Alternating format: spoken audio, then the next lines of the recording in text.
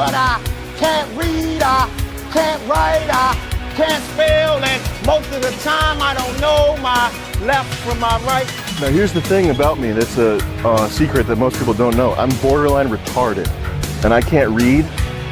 These books that you're recommending, Goethe, I would pick that up and I would be like, 10 minutes later, I'd be like, what's my favorite song? The ABCs? I think we're kind of getting off topic. Can you name 10 books? Keep going back to me. Can you? I just said, no, don't change. No. 10 books. You're changing the subject, actually. 10 books. You're changing the subject, okay, actually. 3 books. Okay. Well, the Game of Thrones series, It's not a book. Twilight series. It is a book. It is a book. Dress your age. Carrying a school bag on stage. What are you doing with a school bag on stage? You can't even read.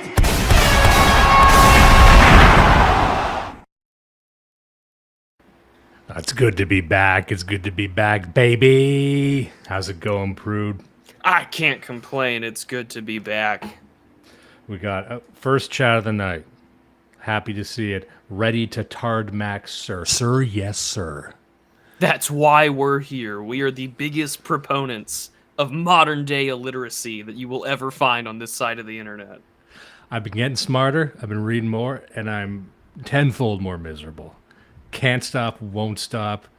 Early grave incoming. And we got a good one today. We sure do.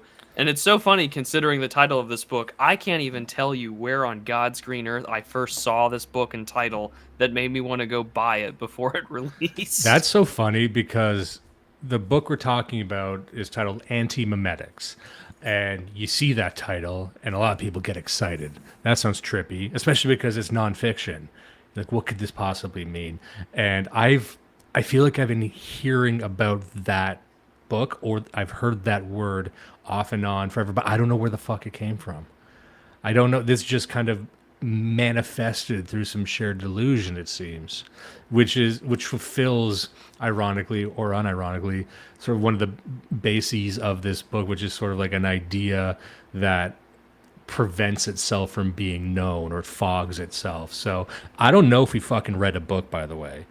I don't know what this was. Some kind I think of we read fever. a really long essay is what at least for me, I read a really long essay is what I read. That's when we were talking beforehand.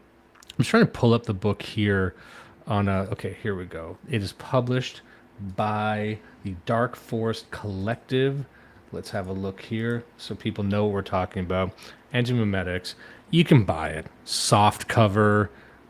I guess it's just soft cover, digital only. Published by the Dark Forest Collective. Can we pause for a moment? We're not saying paperback anymore. We're just saying soft cover. I don't like that. I don't either.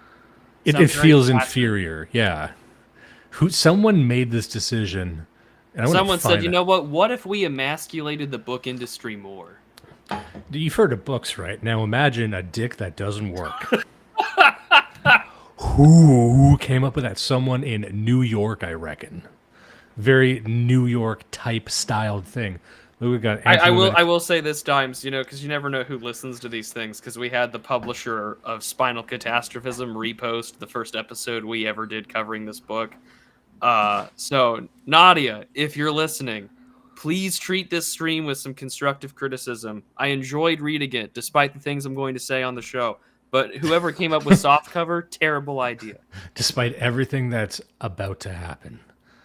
Now, Nadia, that name conjures up images of a slender woman who smokes cigarettes. So I think she's going to be fine. This is a slender woman that does some kind of meditation. She sounds like a real skinny goth type lady who licks toads. Maybe I'm projecting here. Maybe I'm just describing a girl I'd like to... just a tad. Maybe just a tadpole. More like it. I mean, what are we doing? It's called antimemetics, everybody.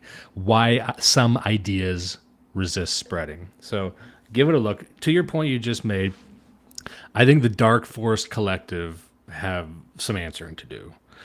And you had said that is Substack, or they're affiliated with Substack. She worked for Substack. I don't know if she still does. I know that she is an independent writer and researcher. This is not her first book, by the way. Her first book is about working in public, which is talking about open source research and projects and things like that. She mentions it in this book as well, the stuff that she's experienced. But so for me, like, one, I should have thought to myself, oh yeah, Substack, by looking at the cover of the book. Like, I should have just judged it a little quicker, because then all of a sudden she's talking about how, like, she used Twitter to, like, get hired by Substack when it first started years ago. And I was like, I should have figured that out by just the, color of the cover, but that's okay. The book it's itself, wild to think that people work at Substack. Yeah. It doesn't seem like a company to but me. they do work at. She did work at Substack. She was just known as Nadia at Substack. So She used to work at Substack. I don't know how the Dark Forest Collective fit into that, but they are a publisher. I would call them a publisher. Otherwise, what is it really? They produced a book. I think some editor fucked up. I think some editor didn't do their job, because this is just over 100 pages. And there's some good stuff we're going to talk about it, but this was very much an incomplete book, in my opinion. There are 165 pages, but it is at best probably a 4x6 book. You can read this in one sitting. I have read it twice. I reread it today before we went on the air, and I read it last week and a half when I got it in my mailbox, because I did pre-order this. And just like the name implies, I can't remember when I decided to buy this. So I bought it like 6 months ago, according to my inbox on my personal email. It's like Memento. You're trying to reverse engineer how the fuck you bought this book. And it's such a beautiful irony, considering the name of the book and the SCP references in the first like 20 pages. So it's a good time. You open up the front cover, it's just your own handwriting scrawled, "Don't believe her lies." I did not write in the book's margins. I did do a lot of dog ears to mark some things I had issues with or wanted to talk about. Yeah, you got the printed copy. I got the ebook version. So if anyone was perhaps concerned that for once we might be on the same page and able to reference things together, fear not. We keep the tradition alive. We're going to be working from 2 different sources, and nothing's going to fucking match up. But I think because you have a hard copy of the book, or soft copy rather, maybe you've internalized it better, because when you have a digital copy, cover, it's easier for me to it is soft. Record notes. Do you want your ASMR? Let's hear that. Yeah, terrible. Now, Terrible. What does the book think of the talking gun? Oh, what does the book think of? That's a great question. What do books think of the talking gun? We'll find out later. So we'll be talking a lot tonight, everybody. And unlike being in Manhattan, we're going to have a good time. So, this book. So for those, I'm going to give you my general thought and my 2 to 3 sentence summary real quick. The book covers a lot of things that get stuck in my craw about ideas, about group chats, and about being in a digital social ecosystem where the powers that be algorithmically alter the way in which I try to think. But at the same time, it seems to cover every pop culture, teapot, tech-adjacent thing that Twitter has talked about for the last 6 years, and it irritates the piss out of me, because I'm upset I didn't write this book sooner, and I mean, congratulations to Nadia. It's always a difficult thing getting a book published. But so everything from Ursula K. Le Guin, which I know mainly from the Tukey's Mag Boys, everyone's favorite French guy, René Girard, primarily proponent by individuals like Peter Thiel, gets mentioned in this book a lot.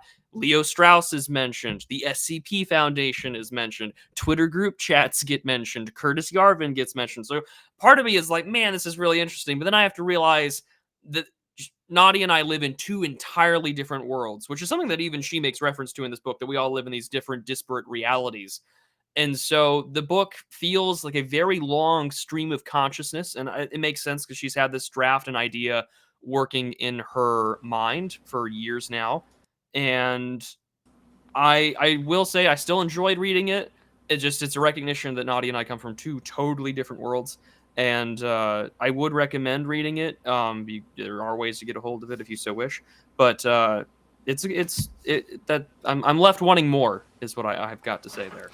Yeah, there's a few things I can say just to tee this up. I like the thesis. I responded well to the thesis. We'll get into it in a second. Yes.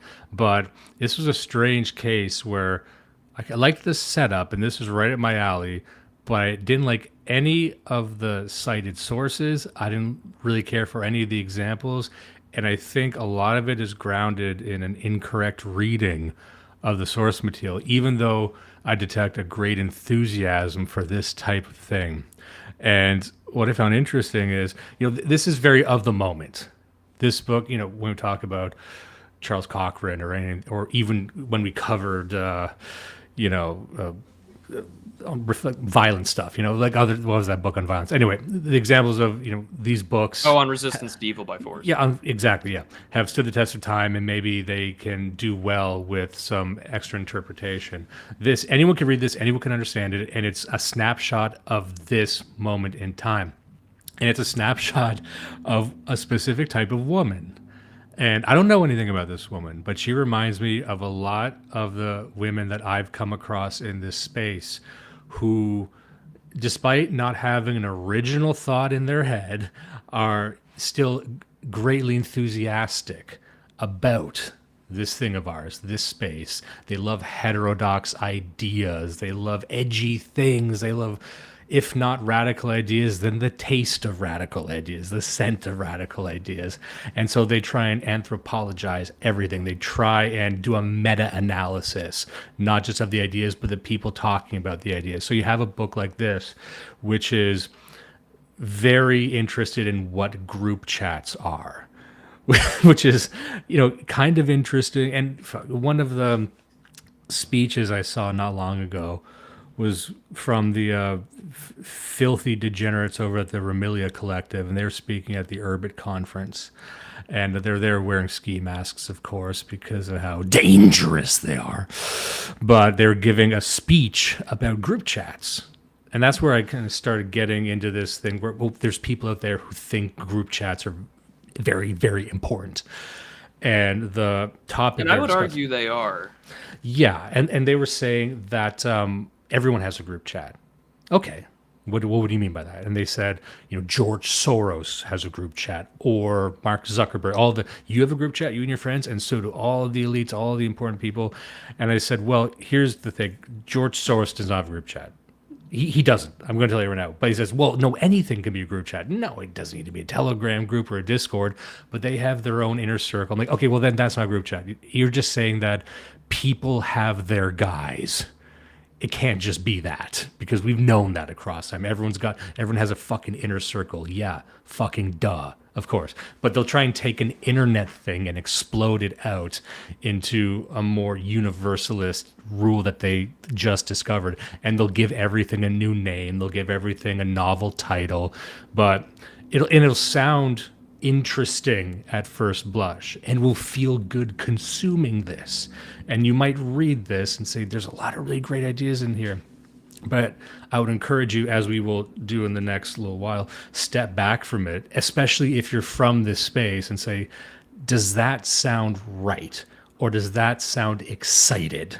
And those are two different things. And you need to be cautious about people who are just excited about things. So you get a book like this, which unfortunately, as I said, is incomplete. It is an elevated essay. That's fine. This would work well in a book of other essays, but it's really stretched out. And I don't think it's as robust as it could have been. I think it was rushed to market. I think the Dark Force Collective did this woman a disservice. They should have been doing their fucking job, and their fucking job should have been help her edit and say, you know what, maybe you could use 50 more pages of examples, or take this idea somewhere more interesting, which they didn't do. So while it might sound like I'm criticizing Nadia, I'm probably going to criticize the Dark Force Collective. I don't know what band of faggots you got over there that's churning out this slop, but I think she deserved better. Well, those are dimes of thoughts right there, everybody. You heard them loud and clear and honest. I didn't intend to go there that early. We tend to bookend this right in the back end of everything. We tend to, but that's okay. As I had said, it felt more like a long stream of consciousness. Oh, man. Boy Tendio, you have a group chat now. Welcome to it. It's called Being in Chat live. You're is a group that's in a a group chat. that is chatting. You're part of it. You're the third chair. Welcome home. You want to just get started? Let me just get to. We can do one super chat here just before I forget. Would the idea of someone gluing their balls to their butthole be anti-memetic? I mean, this might sound like a silly man question, Because he's referencing an AI-generated song from like obscure vinyl YouTube channel. Yeah, but is that anti-memetic? Let's ask ourselves. No. It doesn't resist spreading. It went viral. Although the True. Getting paid to shit on company time, I think, is that channel's most popular AI-generated music video. He wasn't even expecting an answer. That's actually. I bet you he wasn't. I bet you he wasn't. But no question is too silly for Dimes and I. Classic meme. We're the experts on this thing, so We're I know there's. silly. I anticipate a lot of butthole and balls related questions in and around this topic, so maybe we cut those off at the pass with that. Oh, we got Gio in the chat here, by the way. Gio, I paused Mexican Fish Tank live to watch this. It better be good. Gio, you can just say you were watching cartel beheadings. It's okay. I know exactly what he's referencing. And so do I. I'm just giving him a tough time. He got that from Kino Casino. And his commitment to the bit. I want him to just go on the show so it can be over. Gio's whole life is kayfabe, and the character is Gio. Gio, you don't always need to keep playing the character of Gio. You can walk away. You're not Andy Kaufman. Calm down. You can walk away, turn off Mexican Fish Tank, go watch Top Gun Maverick like I just did for the 5th time. It's a great way to tee up the rest of the evening. All right, so watching Top Gun Maverick was so fun to see that in theaters because I walked away and I was just like, all that for Israel? That's true. I mean, because watching it like the second time, I didn't catch it the first time. I'm like, oh, this is Iran, isn't it? This is Iran. This is a nuclear enrichment facility. Yeah, because they don't mention any country names, but they're trying to move past it very fast. Yeah, but anyways, and then they purposely let's get started with the book. We've wasted 15 minutes. Hey, it's never time wasted when you're with friends. So I'm going to start this up because in the introduction, she's got a fascinating part where she's explaining her life. It's very autobiographical. I would say this is like 50% autobiographical, in fact. This is an autoethnographic work. Autoethnics. For those who have been in communication studies, you know exactly what I'm referring to. Now the whole chat's full of, is Ethan Ralph Hey, the getting millennials beheaded? are here. The millennials are here. That a Harold and Kumar reference? Yeah, we know how old you are, Sean. It's okay. Sean is also Gen X. I've said he's spiritually millennial. We've had many fights about this.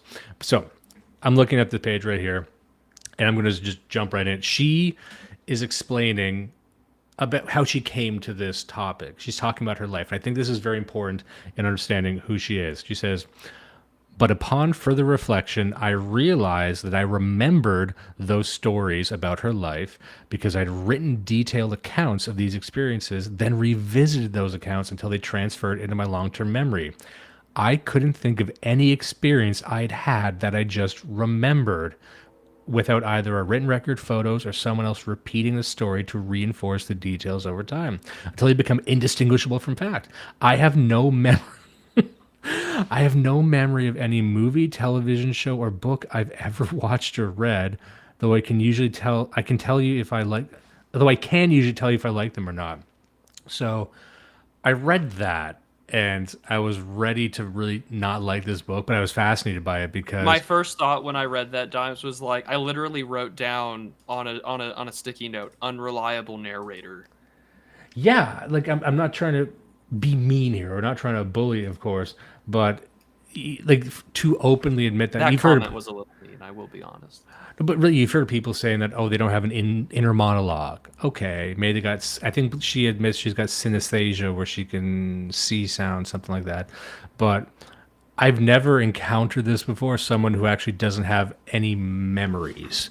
And you made a good point. They're unreliable narrator, but that would be the basis for this entire thing, where she's very confused about reality. She does not possess so she's speaking about other people completely in the abstract. She doesn't know, according to her, what it's like to be grounded in any reality whatsoever. She doesn't have any experiences. She's just stuck trying to figure out who's being honest with her. Maybe her diary isn't honest, right? So every minute of every day, she needs to analyze everything she's being told about whether she's being gaslit. There's no deeper understanding or truth in that mind, and that must be wild. Of course, you have no context of living as anyone other than her, but I just don't think this book is entirely relatable as a result. Like, would it be fair to say she's disabled? No, I mean, she's clearly led a successful life and does well for herself. I don't think so. However, I mean, is this disabled woman more successful than us? It seems that way. It sure does. It sure does, Dimes. It sure does. And we can talk about, I mean, the measures of success, right? Both online and offline and on are going to be interesting later on in the book. But she says later on, I've come to understand my mind as effectively as a sensory blank canvas on which every idea is sketched anew. While there is freedom that comes with this lack of attachment, I do sometimes wonder what I am missing by not remembering the things that others do, whether there are important memories, ideas, connections that I should be forming that otherwise escape my mind if I don't write them down. This realization that having an exceptionally poor episodic memory was not the default human experience was more startling than any other brain phenomena I had learned about before. I made my way well into adulthood assuming that we all worked one way, and when it turned out I was the odd one out. Here's a lesson I've learned over and over again. No matter how confident we are in our version of reality, we don't know what we're missing until someone else points it out. And so this is where we get the introduction. This is a book about anti-memetics, ideas that resist being remembered, comprehended, or engaged with despite their significance. Your brain is not so different from mine. We are all in our own ways entangled in individual and collective forgetting. Talking about daylight savings time and how we're all for it, but then we kind of briefly forget about it after DST passes. And all sort of like hand washing compliance being low. We kind of start with basic things, and then she goes into much bigger ideas later on. Although I find this funny because she's like, how in the late 60s to the early 80s, the fear of reactor accidents and nuclear weapons, compounded by bad press from incidents like the 3 Mile Island and Chernobyl disaster, kept nuclear energy out of clean energy discussions. For 34 years, the U.S. Nuclear Regulatory Commission did not approve of any licenses to build nuclear reactors. But then something shifted. Film director Oliver Stone produced a documentary, Nuclear Now, to argue for its merits. Bill Gates invested $1 billion into building a new nuclear reactor plant in Wyoming. If nuclear energy was actually a good idea all along, why did it take so long for us to revisit its potential? And how did public sentiment flip so quickly? And I don't think we actually get a good answer to why public sentiment flips. Yeah. And that's something. There's a couple examples she gave right there. She mentioned daylight savings time. She says this is like something a comedian might point out, saying everyone's against daylight savings times, but why don't we just get rid of it? I mean, that is a good question. You should look into why. So it's one of those, that's a very interesting case because Congress let it die. She never gets into the 3 dimensions of a meme, by which I mean the depth of a meme, because a meme isn't just an idea. There's memes that are very surface level and no one gives a shit about, and she kind of gets into it later, but not really, but that very, very deep memes that inspire, like daylight savings time is actually something no one really cares about, not passionately. Everyone kind of says they're annoyed by it, but everyone's annoyed. People are more annoyed by the TSA, but only momentarily. Which also gets mentioned in this book. Yeah, but only momentarily, and she cannot think temporally. She doesn't seem to be able to sort through an idea that you only encounter once or twice, even though you understand they hate it, versus an idea that you're exposed to constantly. These aren't measured at all when she's talking about memes or ideas. But the point is that to answer her question, why don't we get rid of daylight savings times? Because no one actually really gives a shit. It's very momentary. It's something we say, we roll our eyes, that's happening, but we don't care. It is not comparable to nuclear energy. And like you had said, she just asked a question. Well, what was it about this idea? Well, it's political for one thing, like you had said, like the Congress, you can answer these questions. It's not, because to hear her model, it's just ideas traveling through the populace. Some live and some die. There is, and you discussed this before we went live, there's really no discussion of power or amplifiers or force projectors that actually, aside from the popularity of an idea. See, here's a question. If something is unpopular, why does it happen anyway? Right? It actually has. It's not that everyone was momentarily tricked into liking it, then not tricked. You know what I mean? There's something outside of the virality of an idea that makes things happen, which I think really strikes at the heart of this entire framework. The other thing too is that we're kind of when I read the nuclear power part, the first thing that came to my mind was like, so we're not going to talk about the China syndrome from 1979 with Fonda and how that like also was a big public pushback against nuclear power for decades, to a point it's still used as a fanciful term in fiction to describe a nuclear meltdown. But I mean, this is why, again, Nadia and I live in two totally different worlds, because the thing about ideas that's one thing that I will say, there is not a solid definition of what an idea is in this book. And I think that that's a very important thing. We can describe how things spread. We can describe Web 2.0 and how we were always looking at this conversion rate for clicks to conversion to reference to emails to opening up to getting on a list to going viral. What's the formula for breaking out and breaking big on the internet in a specific niche industry? And of course, now we're past those Web 2.0 days in a lot of ways. But what do we mean by idea? And we don't really get one. And I think that Nadia does what a lot of people would do. Well, like an idea, like you know it when you see it. Because we do have concepts and idea. Why are we for these things? Why are we pro? Why do Dimes and I have the politics that we do? You know, those are idea questions, but those are also deeply rooted in identity, the literature that we read, the things that we've come across, looking at our observations of the world, in which Dimes and I probably have a pretty consensus, a priori suppositions for how the world works. Nadia and I maybe not so much. And to me, I think that that's really important, because now we kind of skip over what an idea is, and now we just talk about how things spread. Which, don't get me wrong, this is a very important thing to cover. It's just, why are certain things contained? Why? And we get a little breakdown in this opening introduction section about the SCP Foundation, where you get the anti-meme post, for those that remember, what is it, like SCP-055, right? You know, the anti-meme. And so all these things about, well, we can't really describe it. It's very hard for us to remember these certain concepts and ideas. And this becomes sort of the formulation for her book, and this sort of stream of thought about ideas can resist spreading because we live in different environments in which the ideas that do spread are more potent, or the ideas that we want to have spread are kind of kept hidden because they're taboo. And so we have to speak in a certain coded language, and it gives you a very Straussian reading of sort of the online ecosystem. But also, the other thing that's kind of absent, all of the discussion in this book for me, which is also a big red flag / exclamation point, is there's no discussion of power. Because even though, you know, and she mentions like, well, the New York Times can't always like publish 24/7 every day, every second. No, but the New York Times has a greater amount of power and influence as the official paper of record of the United States of America than I do tweeting into the void. And that's another thing that irks me off, is that I've been describing being online as like screaming into a void of screams, hoping that someone else hears you at 125 decibels. And she also writes that being on the internet is like screaming into the void. And I'm like, pissed off. Yeah, it feels like that unless you're good at it. You don't give yourself enough credit. You're not just screaming into screams. People are screaming into your scream. That's true.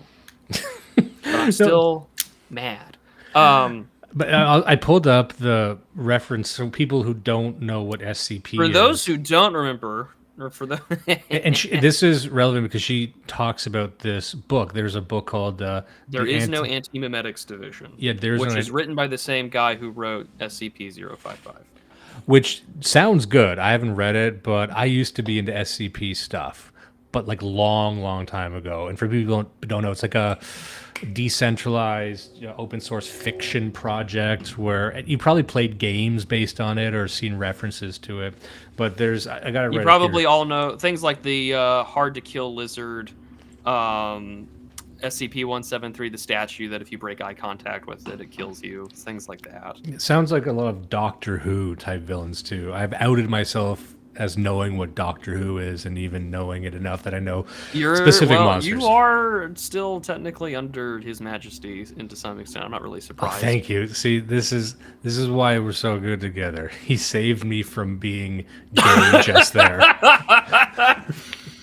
I've referenced it on the Digital Archipelago. Like, I referenced the end of Death Canon like 2 months ago. Like, some of this stuff is still interesting, even to my 29-year-old man-child ass. So I guess why not? But I mean, so this concept is then sort of used as a hermeneutical lens to discuss how ideas spread and which ones don't.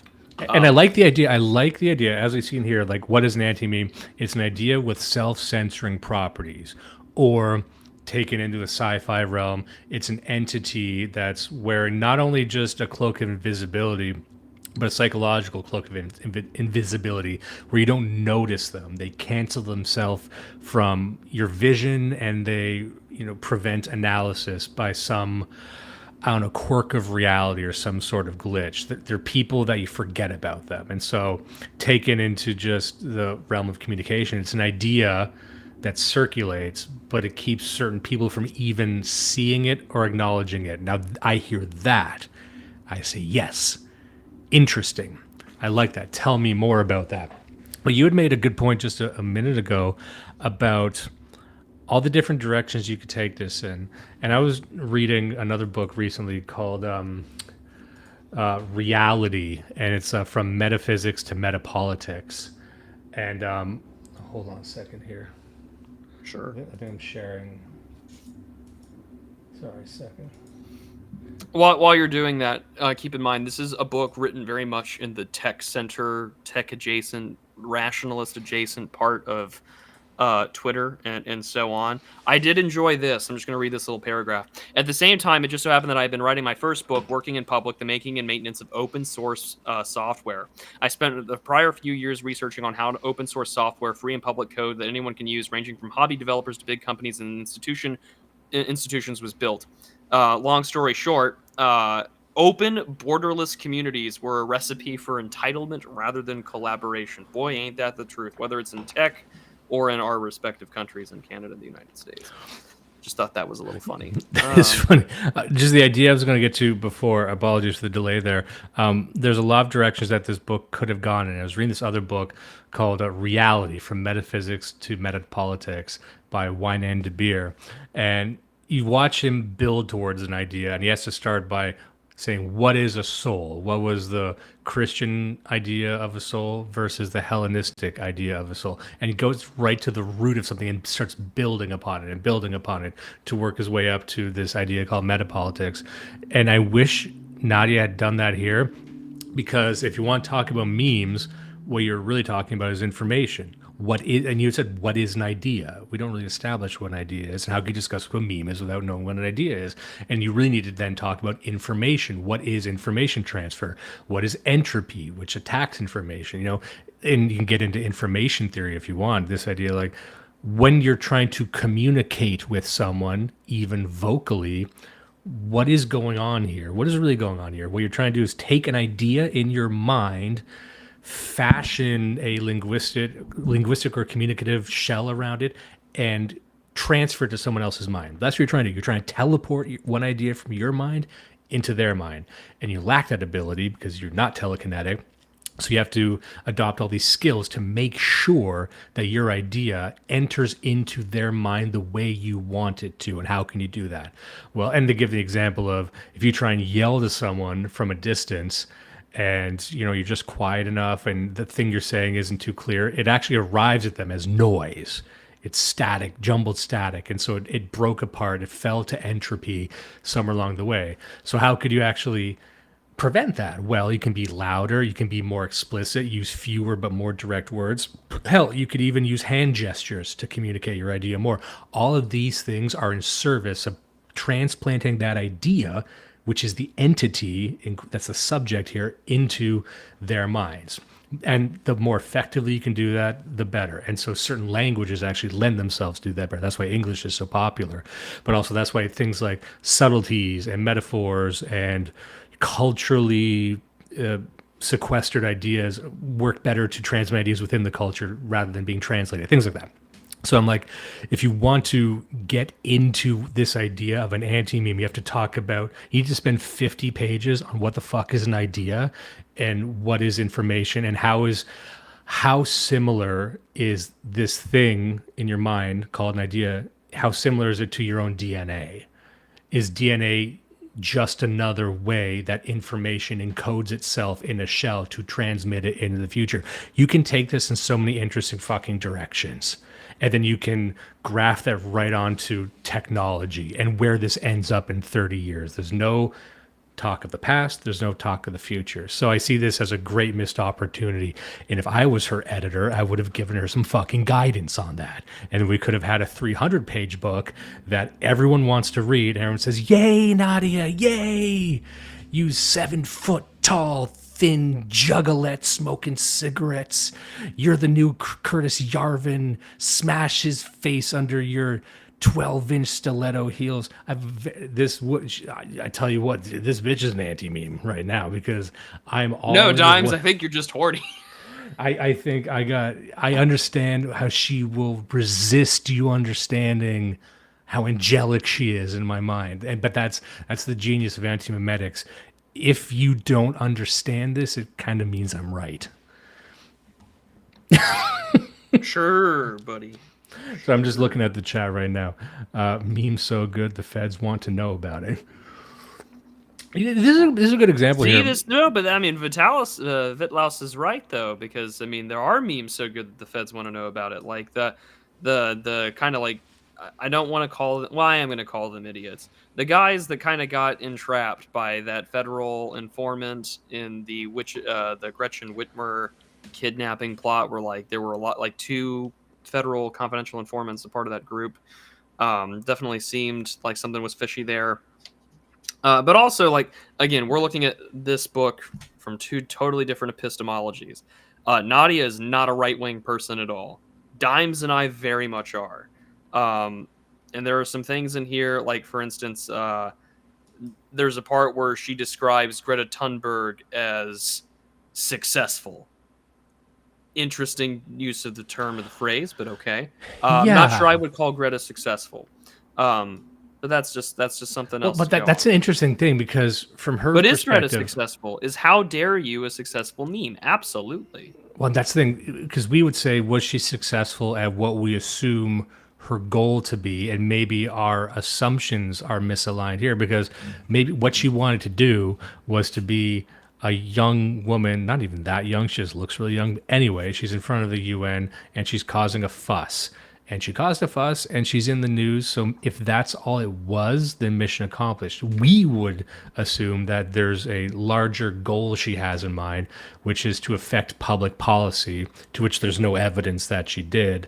But to Nadia, and she's dealing just in memes and popularity and trends. It is true, she was trendy and we know about her, but in service of what?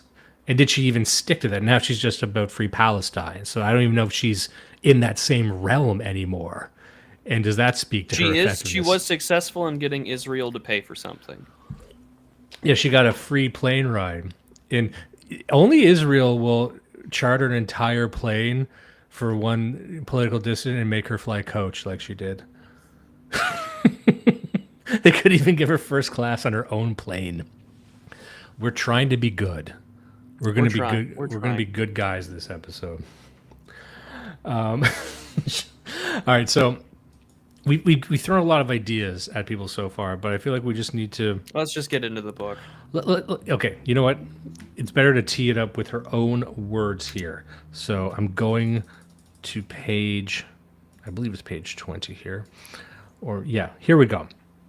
So I apologize for the size of the font, people. It's the nature of the EPUB file that I'm dealing with. I can't really increase the font size without fucking up the page number system. But anyway, good thing I'm here to read it to you. The memetic city is easily recognizable. It is the realm of viral ideas and social contagion, tweets that explode overnight, social media avatars supporting the latest political cause, TikToks and Instagram reels that we scroll through at the end of a long day. Here, ideas spread with lightning speed, amplified by social platforms, and shape our collective behavior and preferences. The opinions we hold, the dates we go on, and who we vote for. But the strength and might of the memetic city is partly dependent upon another less visible but equally powerful world that we don't always notice or see, the anti-memetic city. The anti-memetic city resists replication, dwelling in the shadows of our collective consciousness, like Shenzhen, which drives the global electronics market, or Zurich, which drives global finance. The anti-memetic city is not invisible for lack of importance, but because it thrives on operating quietly in the background. So you hear that, and I'm like, oh, there's something to that. There's shadow groups, shadow forces, secret societies, even the likes of Niall Ferguson talks about that. There's even secret societies that are semi-secret. People are aware of them, but they don't know how deep they go. There's different levels to this. And this is a good way of explaining it, because when I encountered the term anti-memetic, I saw it in some article, maybe some Substack, and it was being contrasted against a meme. And I think it was a Marxist who was writing this. And they were saying that, the anti-meme is sort of like the antithesis to a meme. So you think, okay, well, I know what a meme is. And I know what a meme is in the context of Richard Dawkins. And Richard Dawkins, in his book, The Selfish Gene, he maybe not coined the term meme. I think he did. He did. But he certainly coined the usage of, which is to describe, like I was just explaining earlier with the information, ideas that move like organisms. Now, you can actually look at how an idea travels through society. It mutates, it evolves over time, it lives and it dies and it thrives. So the way it moves, you can map this out. If you have enough data points, you can see how it moves as if it were an organism. So you would think that an anti-meme would be the opposite of that. It's anything that impedes a meme, but it's not. It's just another type of meme that resists being acknowledged or understood. And I don't like that. I actually think it should just be a different term entirely, because it's unnecessarily confusing. And when I had first read that, I said, okay, if a meme, it's a new idea, it's an organism, what would an anti-meme be? It would be something like tradition. What suffocates and kills an idea?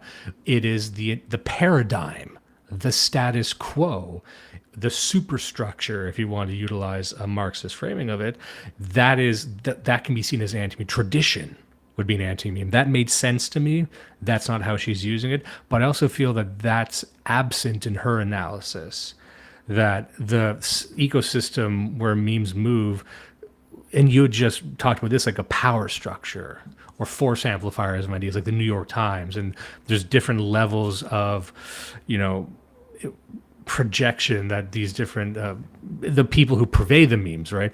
But on top of that, if a meme bumps up against the culture itself, these are also other ideas. They're entrenched ideas. Maybe your meme is about, for example, lowering the age of consent.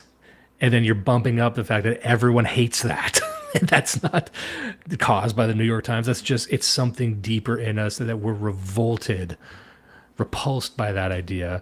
But is that also a meme? Is it a meme if it's like a mountain and the meme is something like a fucking paper bag in the wind? So again, I didn't detect that in this book at all. I didn't see any reference to that. I think you're getting a phone call from the New Hampshire Libertarian Party. You might want to take that there, Dimes. So while that's happening, Nadia writes... Tell me to shut it down. They're telling you, hey, man, cool it.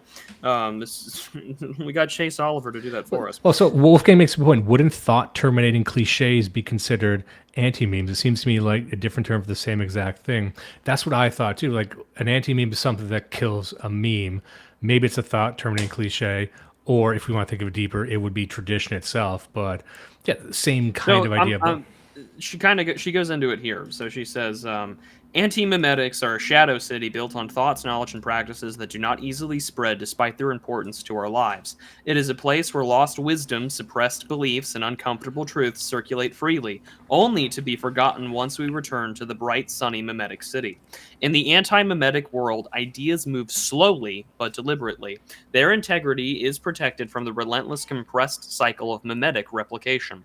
Thus far, the history of the digital age has been written by the memologists. Everyone knows what a meme is, that social media made it possible for ideas to go viral much more easily than before, and that this sort of virality fundamentally changed how our politics, media, and culture evolve and spread. But as our online landscape is increasingly saturated with memetics, a second narrative has come into sharper relief. anti-memetics are just as old as memetics, but they are only become perceptible as people seek refuge from memetic overload, an overwhelming barrage of ideas replicating, peaking, and dying at the speed of light. Memes, too, predate the internet, but become more visible after social media sped up their rate of transmission. An ant crawling across a floorboard is less noticeable than a fly zipping through the air. Anti-memes, by their very nature, pass through our social filters undetected. They tend to influence us in more subtler ways, but we can learn a lot about ourselves and the networks we operate in by examining not just what we share, but what we withhold and why. She kind of revealed her hand there. That's, though. to me, the thesis of the whole book, or at least mainly. When she describes taking refuge in the anti-memes because she's so overwhelmed or overloaded with memes, she is describing her own experience and the experience I've heard from a great many other women who found themselves here, former leftists, former liberals, former this or that. They end up over here in this thing of ours as refugees without ever admitting that any of the ideas were necessarily wrong, maybe one or two, but they don't question anything else. But like, you're only here because you're just overwhelmed by these other ideas and you're seeking out something you think is cool. So there's no difference to you between this thing and shopping. You're here because you're bored, or you're here because you heard this is where the interesting people are talking about interesting things, but there's nothing deeper than that. So like an anti-meme in that case is just something you personally haven't fucking heard about. That's all it is to her. She's like, you came over here to the right because you heard about, hey, this is where all the cool gay Jews are now.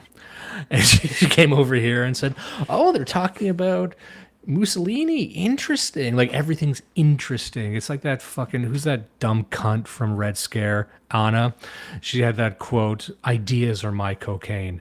Don't you want to just take that phrase and snap it over your knee and just throw it in the fucking fire? But that phrase, it's perfect. It encapsulates everything that animates this type of fucking bitch. Right. I'm sorry. I've dealt with these. I was trying to be so fucking nice tonight. Jesus Christ. I'm sorry. Like, I've seen this so many fucking times where you show up and you act like no one's been here. Fucking spare me. And you're going to tell me how it is. You're going to tell me it's like, hey, I just showed up 5 minutes ago. Here's how I think group chats work. Get the fuck out of here. You just got invited to a group chat yesterday. Aren't you just I don't mean to sound like an asshole here, Dimes, but like, I think you're just reinforcing her point that she makes later on in the book. If we're so good, this is no, the point is, though, and she makes this point later, because what is a book that you and I have talked about before on the show, and you've talked about on Blood Satellite, like, what, 3 years ago? What is it? Think Like a State, right? Seeing Like a State, yes. Yeah, Seeing Like a State. That book gets mentioned later in this text. It blows up about 2 or 3 years ago because a bunch of like tech journos and a bunch of like writers and bloggers in Silicon Valley start writing about it. But if you have gotten a political science degree any time between that book was published and today, you probably had to read it for fucking class. I learned about it when I was in college 10 years ago. Yeah. I had no idea it was going to blow up and to be the thing that it is today in a lot of political circles, and also lead to things like the network state and things like that. But Nadia makes a, like, she's pointing things out that because ideas spread in environments that are semi-private, i.e. our own little niche ecosystems that don't always blow up to virality, that it can lead to our talking points or these things coming to worlds where they don't fucking exist.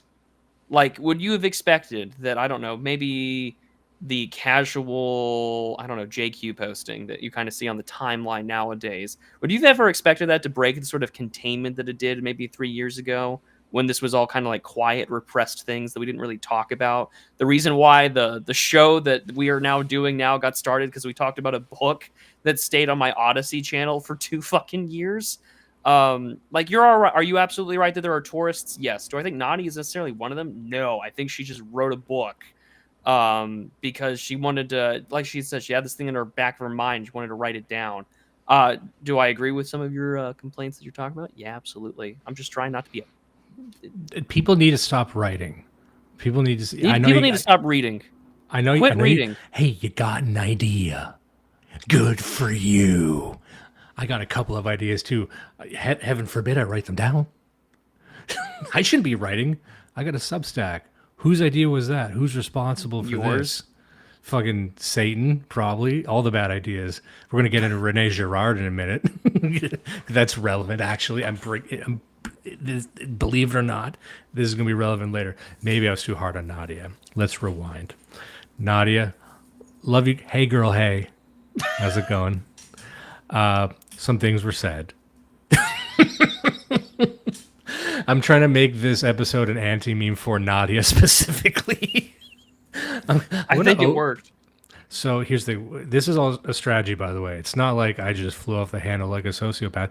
We schemed this out ahead of time. This has been gamed.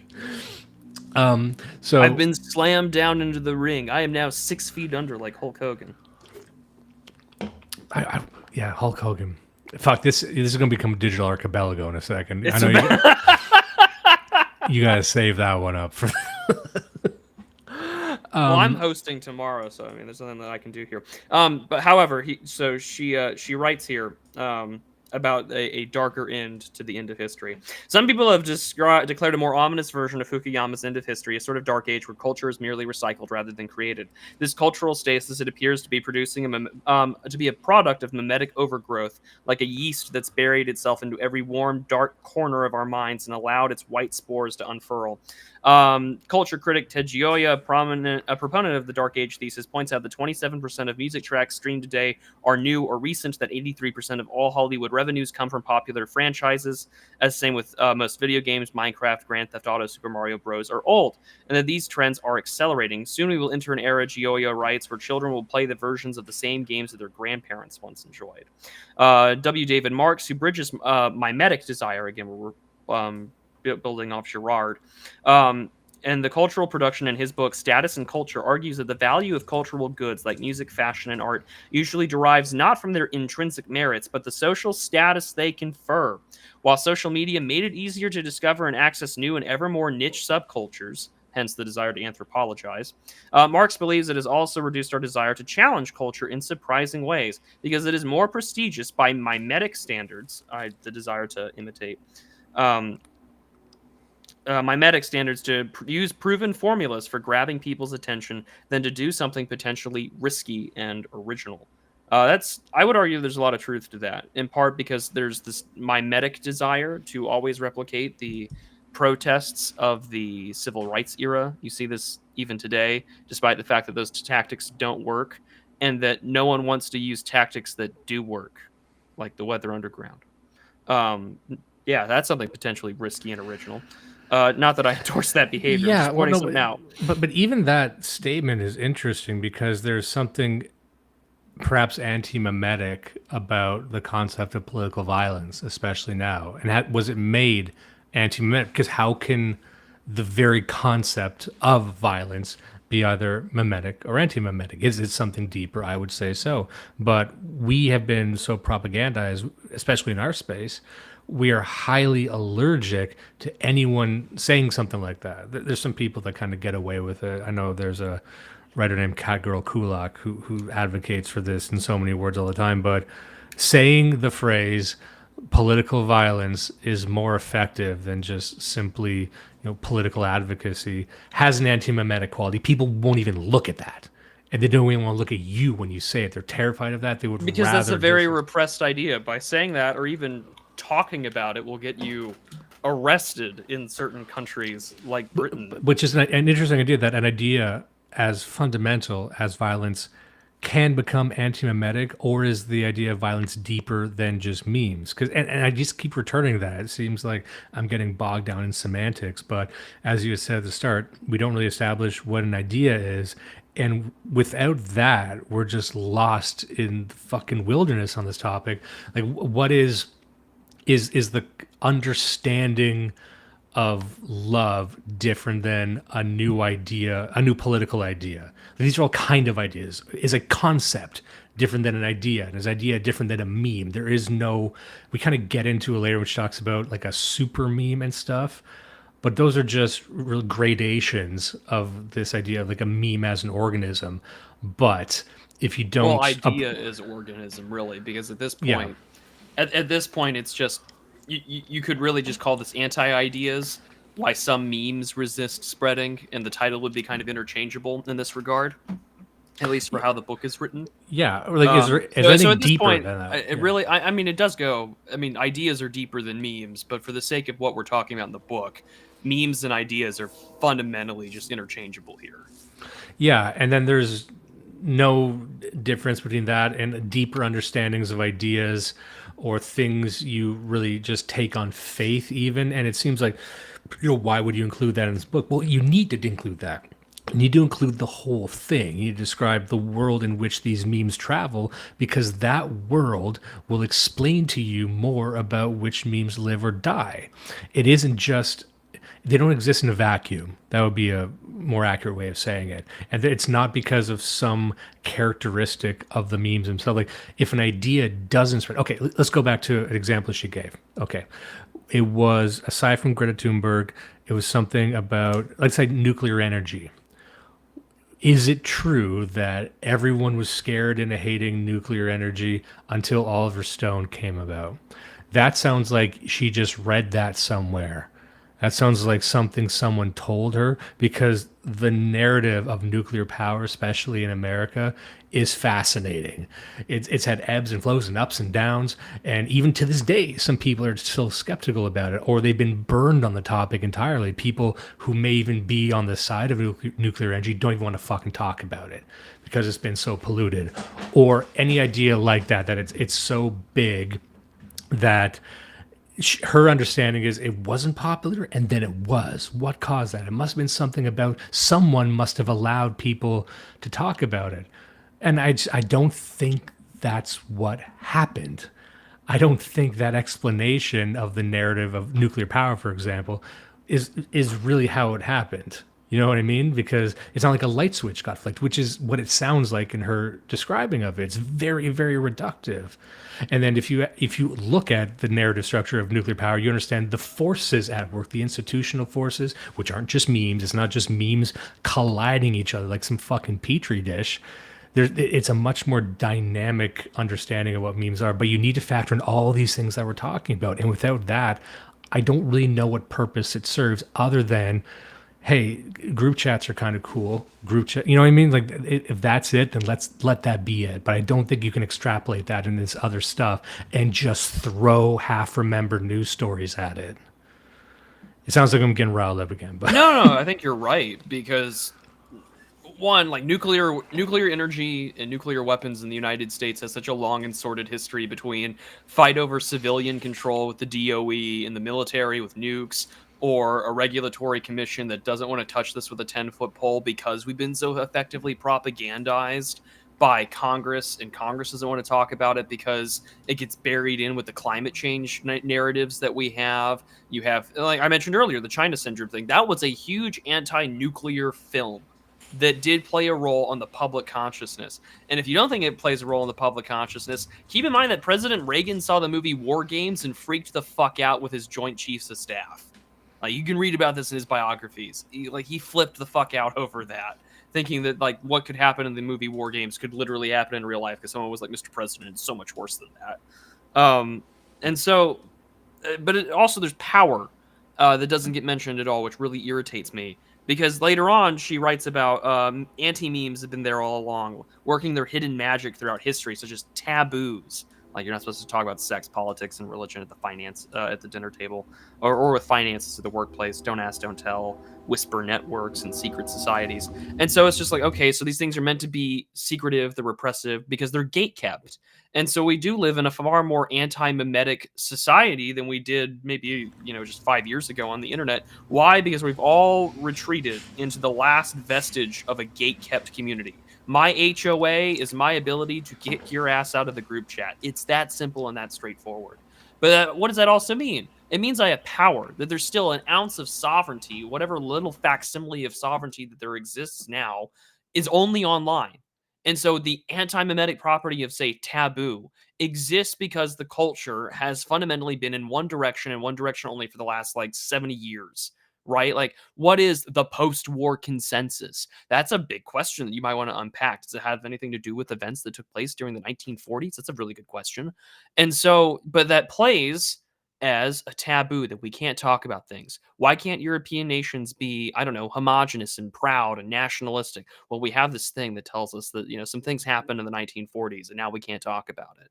Or that we have to, engage in this like toxic suicidal empathy.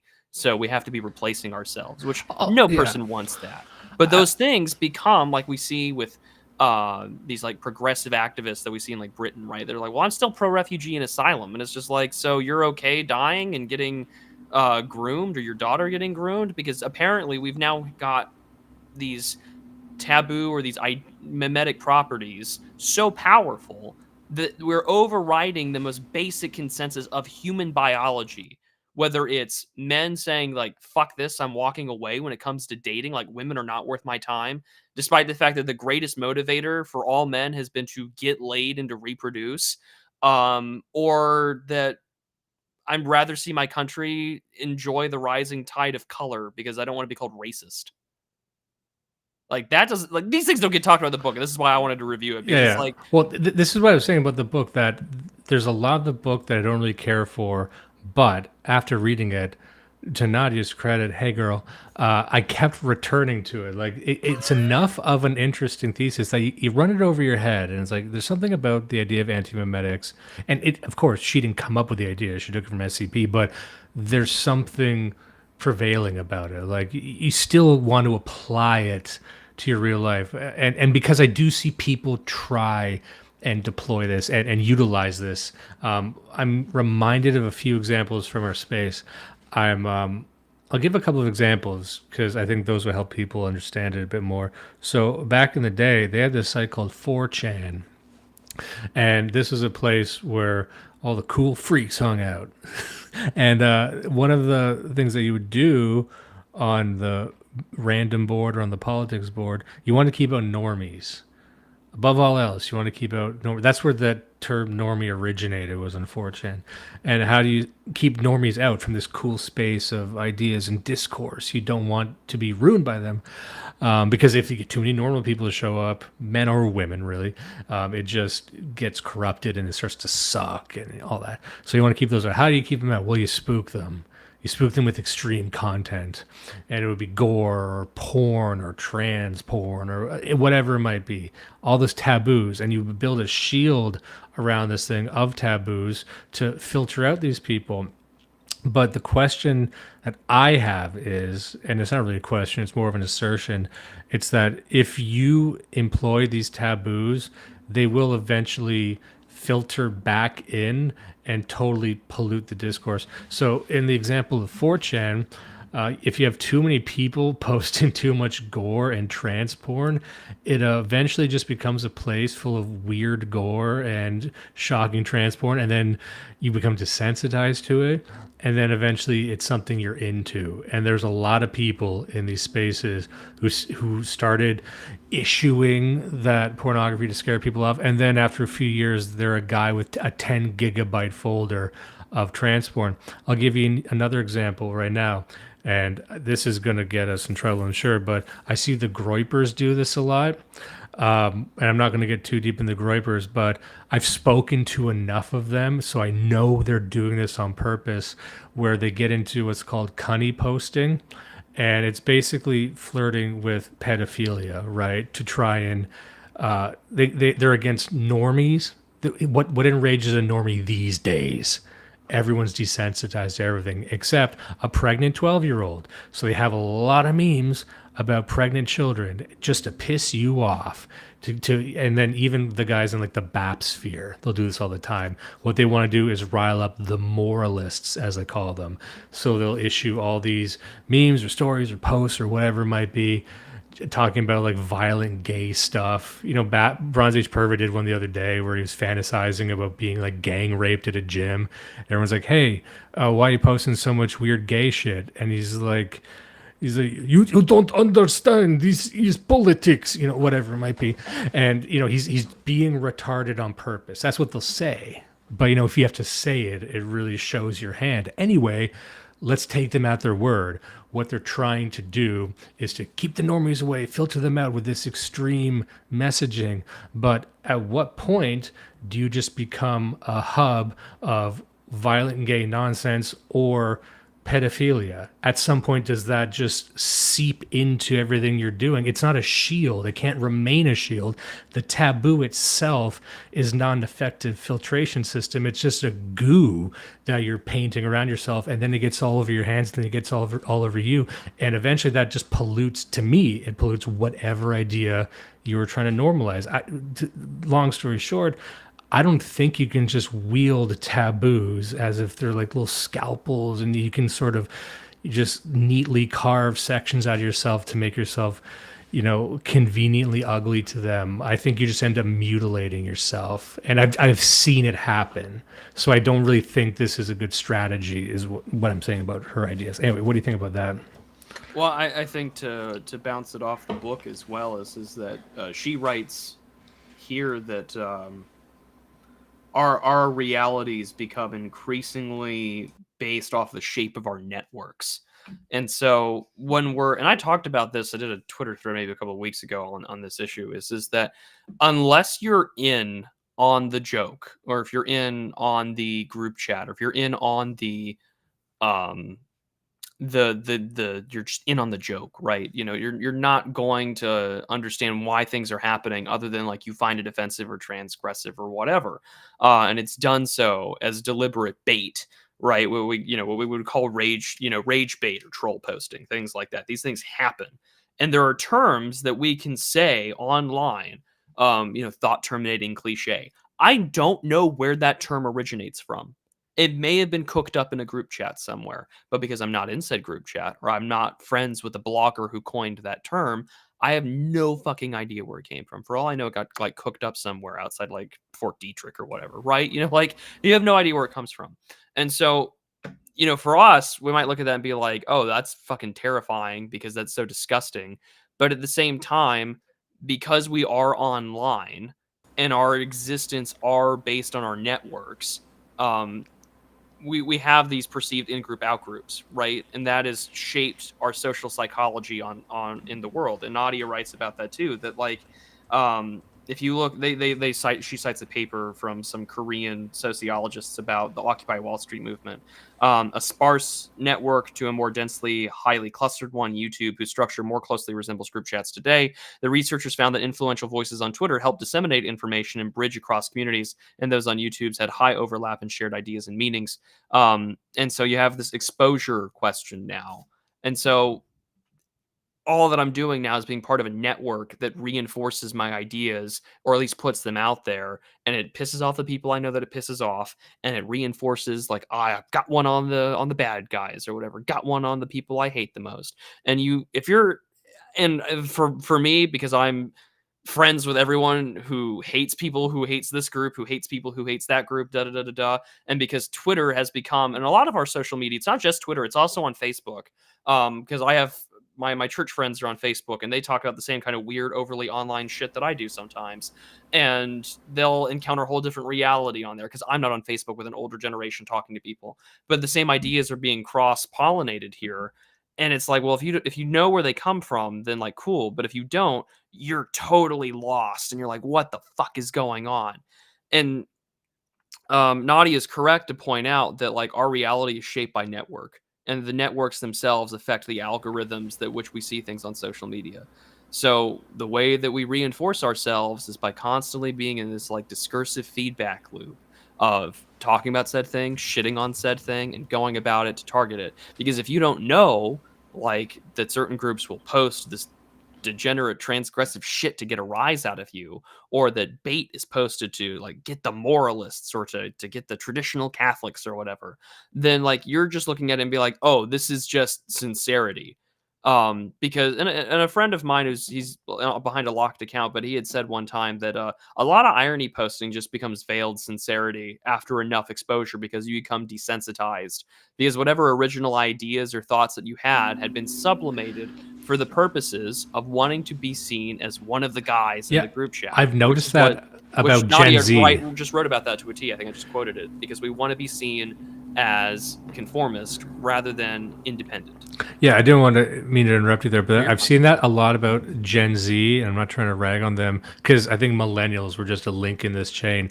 But I'm seeing more and more of people just expressing what they really believe in a sarcastic tone.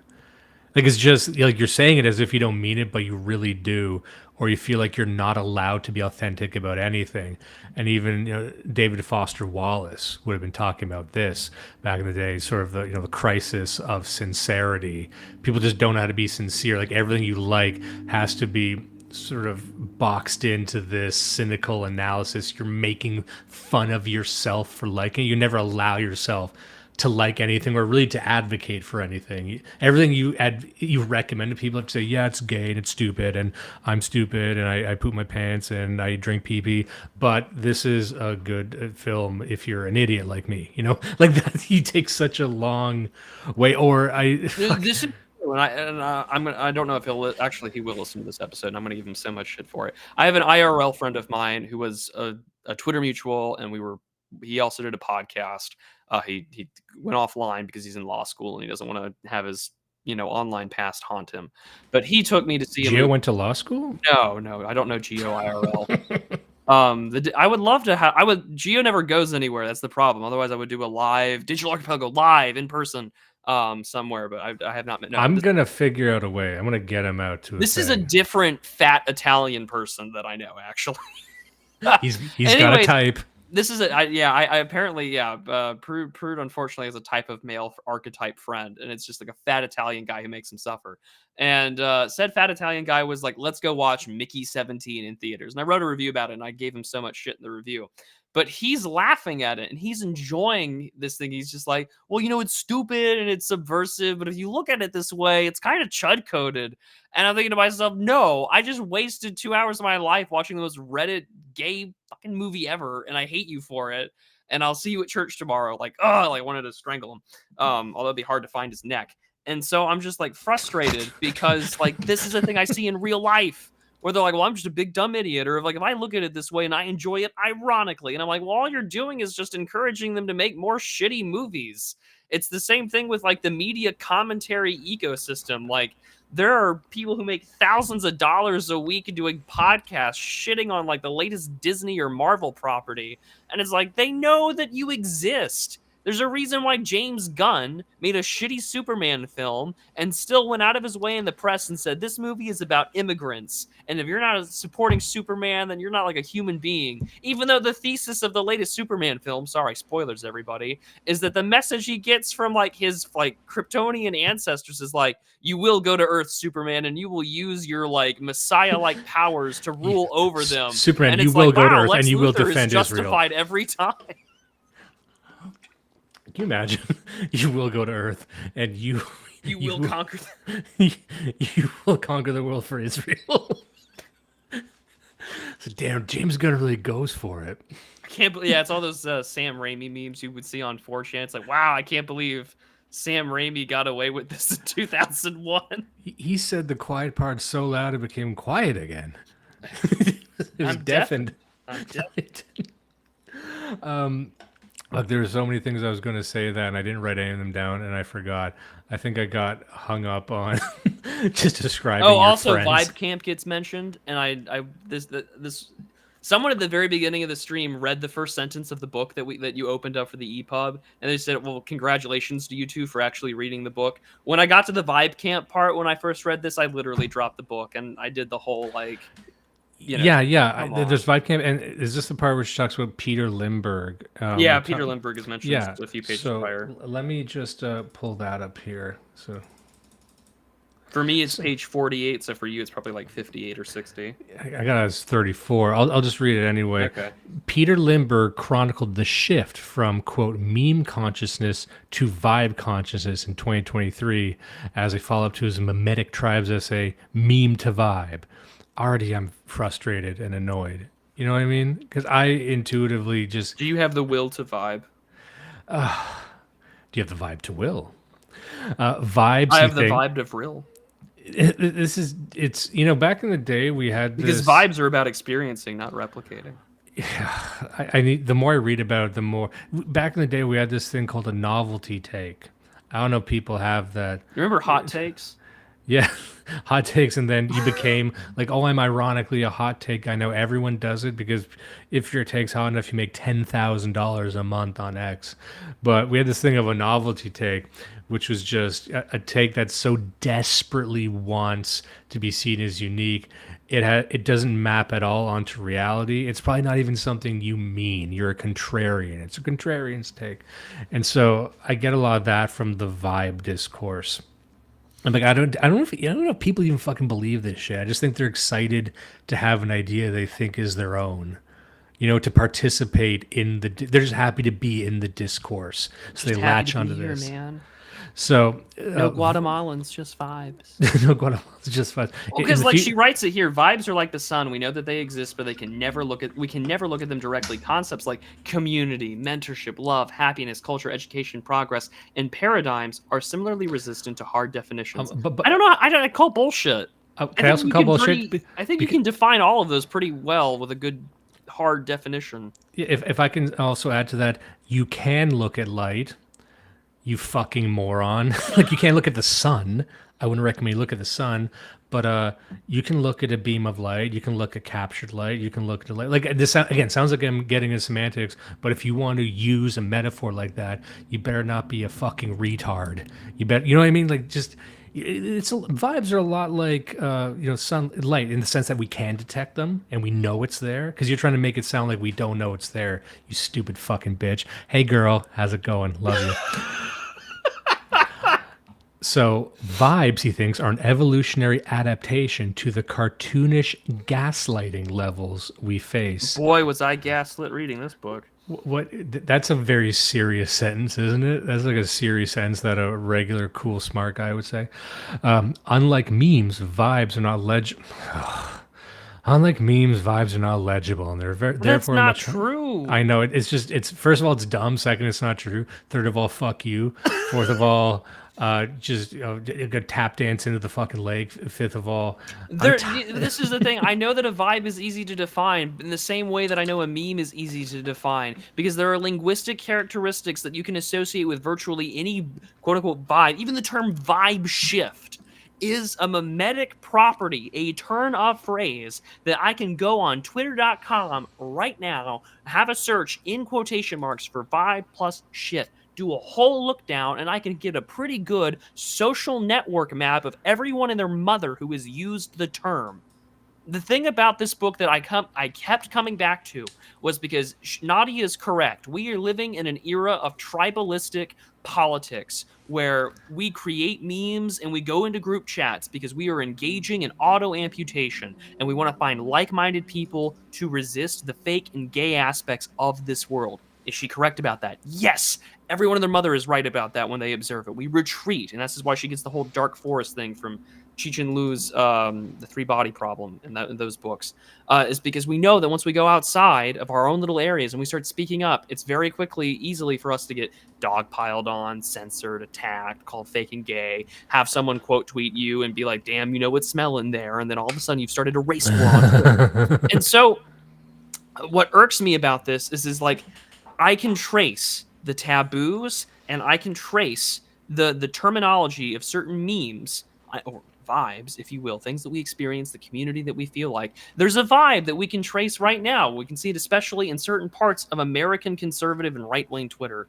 And you can tell by certain emoji usage or certain things that they support or certain networks that both exist IRL as well as online that allow you to be like, okay, this is that camp. And this is what I wrote about just the other day about the case of the missing pedagogy, is that we know these things exist.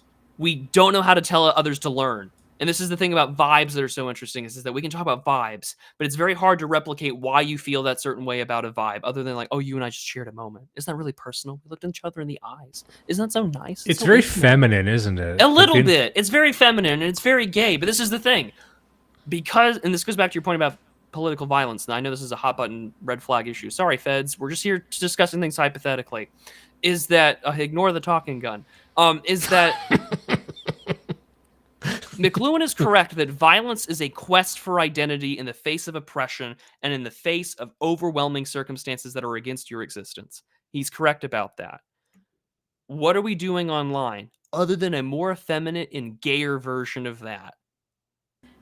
What we're doing online is if we speak enough, then violence will just happen. That's what a lot of people think. That's Well, what a lot sure, of but I accelerations mean, like. where is the gamified violence happening online? It is happening with various camps posting rage bait, doing tell-alls, using their larger platforms, their champions, so to speak, and we'll get into that with Nadia's book in just a second here, to describe why this other side is retarded, has bad political takes, is a bad actor, exposing them, doxing them. These things are a lower intensity form of violence. That's all that it is. And so we've kind of been reduced to the impotency of the internet. The one thing about it, though, that doesn't make it impotent is that everyone and their mother is online. And we know from past experiences that people will post shit and will get radicalized by shit, and they will write their little manifestos, and then they will do some of the most horrendous shit possible and imaginable. I have a copy of Apostate Galleries, one of 20-something only originals of a certain supreme gentleman, and by that I mean Elliot Rodgers' little manifesto. Why? Because like the world we experience, things get online and things get radicalized by that and so on. And so it simultaneously feels impotent, effeminate, and gay, but at the same time, it has the power to literally change the world as we know it. Why? Because like Doug Mackey's a great example. They fucking arrested him 4 years after he made a meme that wasn't even fucking his that he reposted. So like, it's both. Like, this is the thing. Like, if you want to use light as an example or as a metaphor, do the fucking particle wave duality. Light is both a particle and a wave. Exactly. Yeah. There's so and a much. meme is both like can be really gay, effeminate, petty bullshit, or it can literally land you in jail because people find it deadly. Sam Melio went to prison for posting stickers about the Great Replacement. A meme that is true to say it's okay to be white, and that guy is in fucking jail. So yeah, like I come back to this book because the things that are real. But again, I also have to understand Nadia's not right wing and exists in a totally different fucking world than I do. And now I'm worked up because memes are real and they are weapons. We all know this. We joke about it like the meme war from 2016 or whatever. No, because there are actual fucking info hazards and weapons, to reference Nick Bostrom, that actually can hurt you or break your fucking mind. Did J6 break a lot of people's minds on the left? Yeah, absolutely. Same way with Trump in 2016. Did October 7th break a lot of people's minds? Sure fucking did. Go look on Twitter Did right Charlottesville, now. Yes. Yeah, Charlottesville, another good example. It break a lot of people. Some people went to fucking jail. Some people's lives are forever ruined. Some people are forced by the nature of being doxxed for the things that they believe in, whether it's memes or vibes or whatever, that will most likely be forced to be political commentators and writers for the rest of their life because they can't go back to the normal world. That's it. And if I were to ever get rich, I would start a charitable trust for every person who had ever been doxxed that I consider a friend or consider someone who was influential on me, and just give them a pension. Like, whenever Millennial Woes wants to retire, I would love to give him like $5,000 a month. Just be like, hey man, you're fine. But no, we don't exist in that world. Why? Because people share ideas that are dangerous, even if they're true, and they face the consequences for it. And so why do I keep coming back to this book? Why did I get angry reading it again the second time today after work? Because there are so many things that she gets right, and then there are so many things where she doesn't realize the full implications of what she's talking. Yeah. Consider the strategy of cloaking yourself in taboo to make yourself impenetrable to regular people. That, in my view, would magnetize the institutional watchdogs on you, right? Like, if you're just a kind of spooky idea, then why wouldn't the feds try and infiltrate you even more? Like, you would just become a magnet for power. So then that begs the question, well, how can you make yourself completely invisible, not only to normies, but also the feds? Like, you can, and you can just have a group chat full of 10 people and just start talking about things that are so impenetrable and esoteric. Like, people do that all the time. That's not hard to do. And there's a part of this book that I didn't get notes on, but I'm just going to describe it because this is also something I've been talking about in my professional career for quite some time. There was a shift that occurred in social media, and it was announced by Mark Zuckerberg only a few years ago. I think this was shortly before his Wigger arc, but the trend, and this started appearing with platforms like Clubhouse and a few precursors to that, but there was a shift away from the mass broadcasting model of social media. The only one that really remains like that is X, and kind of LinkedIn, but X is like the last one standing of you're a person. You get into it because you want to say something that everyone can see, ideally. Whereas you saw this shift on Facebook occur where everyone was moving from their timeline into the group chat. There's always been forums. There's always been group chats. There's always IRC chat rooms. There's always these, sequestered areas that they didn't want new people in. But for social media, there was a point where this was a new thing. You started seeing people, especially young people, not boomers, not really Gen X, but this was most pronounced with Gen Z, where that's kind of what a Twitter space tries to capture a little bit too. But it's like, no, I don't even want to be on the timeline. I just want to be in a space with my people just to talk about whatever. And it's ours. And we don't want anyone seeing what's going on in here. And that became undeniable. So there was sort of a psychological, maybe even a spiritual shift that was occurring in society where everyone was desiring secrecy. People didn't want to leave the social platforms entirely, but they just wanted a space where they felt like they weren't being advertised to, or they weren't being, because even back in the day, like Facebook made it so you can choose which types of people saw your post, but it was too complicated. No one wanted to check a bunch of boxes for their post. So they just automatically went over to this other thing. So that is an interesting shift. And that desire for secrecy is one thing. However, you can just do that. You can remain secret and talk about whatever the fuck you want to talk about. At some point, you do need to enter into the ecosystem of discourse, of ideas, the marketplace of ideas, whatever it is. So it seems that what would the purpose be of a truly anti-memetic idea? An idea that only the right people see. Well, that is marketing. And that's what I do in my career. It's marketing. All marketing is, and I know this is going to frustrate Sean Weiland. I see him in the chat. We go back and forth on this all the time. Marketing, all it is trying to make sure the right demographic sees the right message. That's it. Very simple.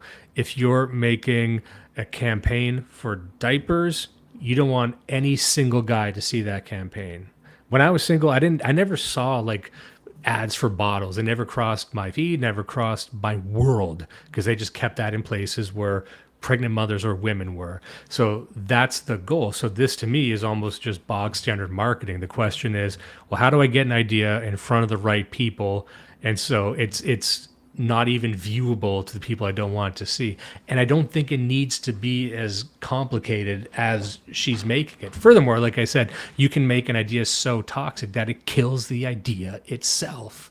So I don't think you can treat it like an organism and treat taboo like a shell and start referencing internet literature to do it. You know what I mean? Like it is at once more simple and more complicated and all that. But when you approach it like this, I just think it's a profoundly unserious way of doing it. Like, for example, I don't think you can read this book and get better at creating an anti-memetic idea. You know what I mean? Like, you cannot read this and utilize that in your everyday life. And I think that's one of the main downfalls of the book. And I've read this very carefully and I treated it seriously.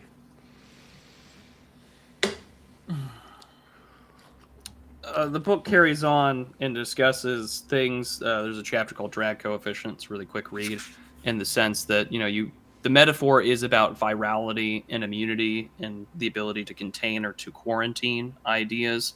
When it comes to, say, like anti-meme, this is a big reference, of course, is the explosion of popularity from, say, 2018 to today when it comes to, say, Curtis Yarvin and his writing and ideas. Unless you were already a part of, the NRX sphere, or if you were already on, say, like right-wing Twitter during this time, you already knew who it was. But getting canceled from certain conferences, as well as leaving Urbit at the time, then she goes on to talk about that there are incubation periods. So anti-memetic ideas often grow within dense, high-context networks. Multiple networks might incubate the same forbidden idea simultaneously, but because they're disconnected, ideas can't jump the gap between them. Despite being perfectly visible within a smaller network, the objective remains invisible or anti-memetic to the collective whole. This is true where she also talks about later on at the end of the book about how certain ideas or this desire to have champions of telling the truth And so whether it's where she also writes, and I can know by the time that Tucker Carlson today had Yarvin on in the fall of 2021, his crossover to the mainstream discourse affirmed what the rest of us already knew, that after half a decade of cancellation, Yarvin was acceptable to be recognized in public again.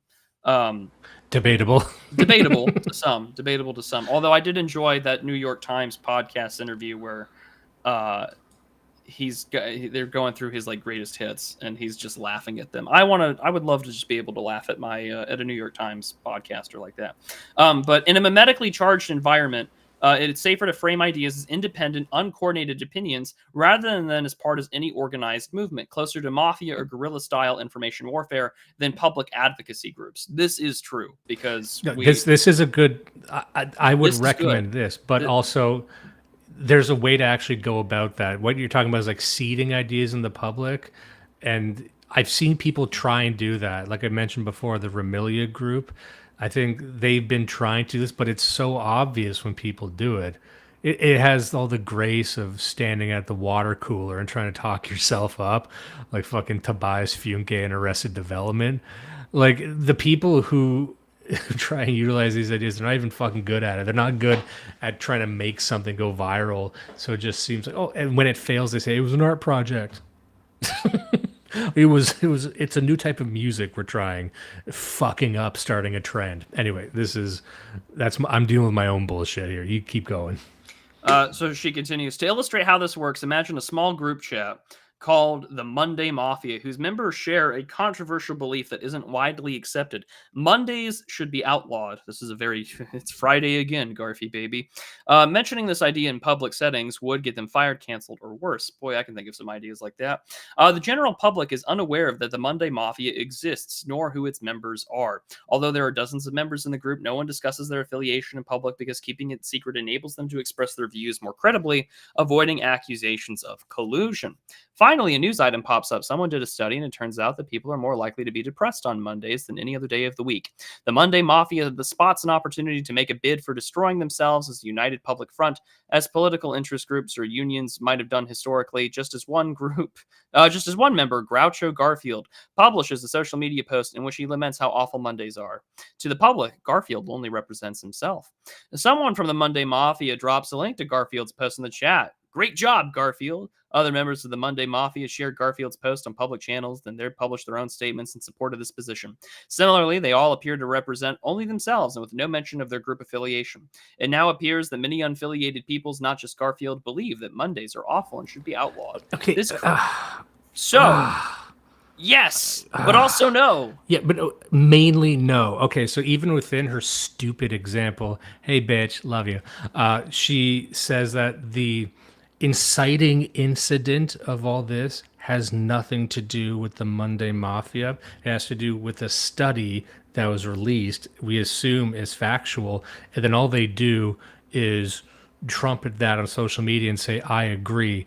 So really, in this, if this is the example, it's fucking functionless, because unless you can say that group seeded an idea into the public, then you're just a group of she just described an idea seeding where one guy does and then he gets agreed. No. The article did it. The article seeded the idea in it. So it's that group plus every other person who saw that study, which could be a million fucking people. So they're but one little group of actors who are politically driven in a stage play, not even set by them, where tens of thousands of people would probably have the same opinion, but they're like, well, we're going to post what? Harder? You're going to post what? With bold font? Like, fuck off. Come up with a better fucking example. There is no agency exhibited by the fucking Monday Mafia here. Because as you'd said at the start, where's the power lay in this? It's the people did the fucking study, and all they're doing is in a comment section saying, yeah. Like, it's so fucking stupid. Anyway, anywhoozin'. But this is how Twitter works. Yeah, so you would. You know This is the thing. All these people in group chats right now love this book because I'm not going to name any names. I can think of half a dozen people who think they're political players right now because they had a tweet go viral, because they're playing dress up, because they're in a group chat saying that, you know what, I think, if we make this post do numbers, then we're going to affect public policy. It's delusional. This justifies the delusion of a bunch of dumb faggots sitting in a Twitter little group chat room saying, like, how can we puppet everyone? And then they don't. It's just coincidental, like in that example. They're acting like they're, signal boosters, but even then, you know what the great example of this was? I'll name a name, that captive dreamer guy. Hey, let's not. No, but I'm saying in this example, he blocked me. No, Dimes, let's not. Okay, but it was a story where it's like you made a story go viral. Well, no, who made the story go viral were the reporters who reported the story and put it in the news, and your assistance with that was slightly helpful, but you weren't controlling the situation. So it's a bunch of people who think they're controlling the situation is group chat. So this strikes at the entire heart of the idea, which is that the discourse is driven by these people. It seems that in very rare cases it is. And I'm going to disagree. I'm going to disagree with this one, and I'll let me read this, and I'll push back. The key to Twitter is joining an informal cabal of mutually retweeting people with aligned agendas, and all you do is interact with each other as a kind of performance art, but you can't ask or reply formally. It's implicit, like collusion around price fixing. I've been told by many people that the timeline is an audition to the group chat. And so you're right, a reporter can put something out, and a reporter could be the person that introduces it. But as we know, when we're online, again, we all live in different worlds because we engage and we follow different people. Our algorithms are uniquely and differently targeted towards different things. If you are on a camp that is, say, going to get the eyes and ears of, I don't know, say the Vice President of the United States, that might be a way to go about it. And also, everyone does this to some degrees of success or another. You do it. I do it. We all talk about these things. And he's just one actor out of many that get to do it. Did he get to help blow up that story? Abso-fucking-lutely he did. And within a short amount of time, yeah, maybe how much of an impact he had, questionable. But it made millions of views. It got millions of impressions. And it got people's attention on it to the point where it made the fucking debate stage later that evening. I think that has a lot to do with the ability, the fact that this platform, it's monetized, gamified, not just because it's monetized because it's X.com, we all get a Twitter ad payout, some people do. Others get fucking scorned and get banned from doing it because he doesn't make any money out of it. And he already tweeted about that today. My point being, is that because we're on this platform and we're all talking about people we either like or we dislike. That's how it plays out. And that's how it happens. But because everyone and their mother is now on a website that A, very psyopable, 2, everyone gets to play the game of agree and amplify, and 3, we all get to talk shit about the people we don't like, either both publicly or in private. And finally, that there are various people that are either in the administration or are very close and adjacent to it, they get to listen and follow this shit, and we'll talk about it. I know 4 separate mutuals who are no longer mutuals of mine because they deactivated their accounts, and they said goodbye. Why? Because they work for the fucking administration. In America, it's a little different with how our politics are. I can't say how much of an impact it has in, say, Britain or Canada, because God knows Peter Polyev and the rest of them are kind of fucking insane and trying to mimic MAGA, and it's not working for them. But at least in this ecosystem, it plays a much larger role than I think either of us are willing to give it credit for. Maybe because we're not the ones that get to do it, and we're not there. I know that I definitely have expressed resentment on my own end. This is not an accusation to you. I'm just speaking out loud now. But it does come to show that, yeah, the reporter might report something, but there are a million stories that get reported or things that we don't talk about, and that's how we do it. So, for instance, a good example, Jeremy Carl, right? What does Jeremy Carl write about? He writes The Unprotected Class and how anti-white racism is tearing America apart. Not a half bad book. Would recommend it. It's very good to give to your people my parents' age, Gen X and the rest. And what does he cite in that book? The Rosedale study. Who does he give credit to in an interview about the Rosedale thread? Well, he gives credit to Nightmare Vision, although he doesn't acknowledge him in the book. There are things that play a role in boosting information and its accessibility. You're right. That boosting would not have happened had the reporter not written that story. But I think it's sort of important in the context of both the book that we're talking about and the environment that we're in. Yeah. We're all participating in our own little gang wars here, all trying to vie for attention and to get eyes on something that we think is important. Yeah, what I'm saying, don't let me be misconstrued here. I'm not saying it had 0% to do with the popularity of it. I'm saying it's more like 20% and they think it's 70. And that's all. Like, she's speaking about these groups as if they are the ones driving the discourse. All I was saying was, in the examples she gave, and in fact, in a great many examples, it seems that these groups are just reactive, which is actually what we see on the timeline. Like, how many people are just reacting to stories, and they can signal boost, but that's about it. And so, to me, speaking about it as if it is possessing any sort of agency in that ecosystem, that's what I was more fighting against. And also, like, because it's so reactive, like, for example, those mutuals who joined the Trump administration, do you think they remained interesting? I don't know them, but I know a great many people who decided that the closer they got to power, they became whack as shit as a result, and they got rid of all their radicalism. I can't speak to these people, but people, even in our circles, who think they might get close to the Trump administration, and they cut their fucking balls off. So, a lot of these people, and that's exactly what we're talking about with some of the examples we were just citing. Like, they think they meet in their chat rooms and stuff, but they're completely reactive to the power structure that they're trying to get closer to. So it's in especially these cases, the one that shall not be named that I was citing before, it's like they're trying to get so close to the center of power that they cannot be seen as drivers of anything. They are, for all intents and purposes, a PR firm that works for free. So they merely reaffirm what you were saying before, which is that we completely ignore how the power structures are driving all of this, and the people we think are the nodes of the system itself are really just marketers working for free at this point. You know what I mean? Like, are they really coming to their decisions internally in these really strange, interesting spaces, or are they getting marching orders? You know what I mean? Like, and that would be an interesting thing for her to talk about in this book, which she doesn't. So we have to talk about it. You see what I'm saying? No, I get what you're saying, but at the end of the day, like I mentioned, just like I want to say maybe like 10, 15 minutes ago, is that unless we're there personally ourselves in whatever, smoky filled room that gets called a group chat, we're not going to know. And so then the problem becomes, and this is the thing that I've been observing, and I've been writing about it, and I'll put it out. It's called Program to Post, hopefully soon.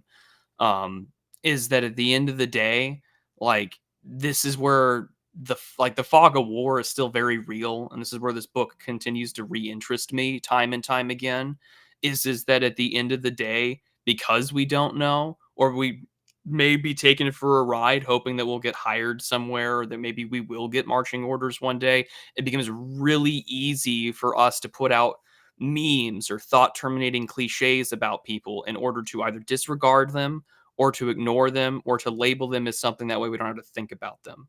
And we see this quite often. I mean, the most common example we've seen now has been the term, like, panicking. That's a good one, right? Like, I don't know who originally coined it. Wasn't there when it got coined. Don't know if I was or not. Could be, couldn't be. I don't have a memory for it, because Twitter fucking turns us into goldfish memory.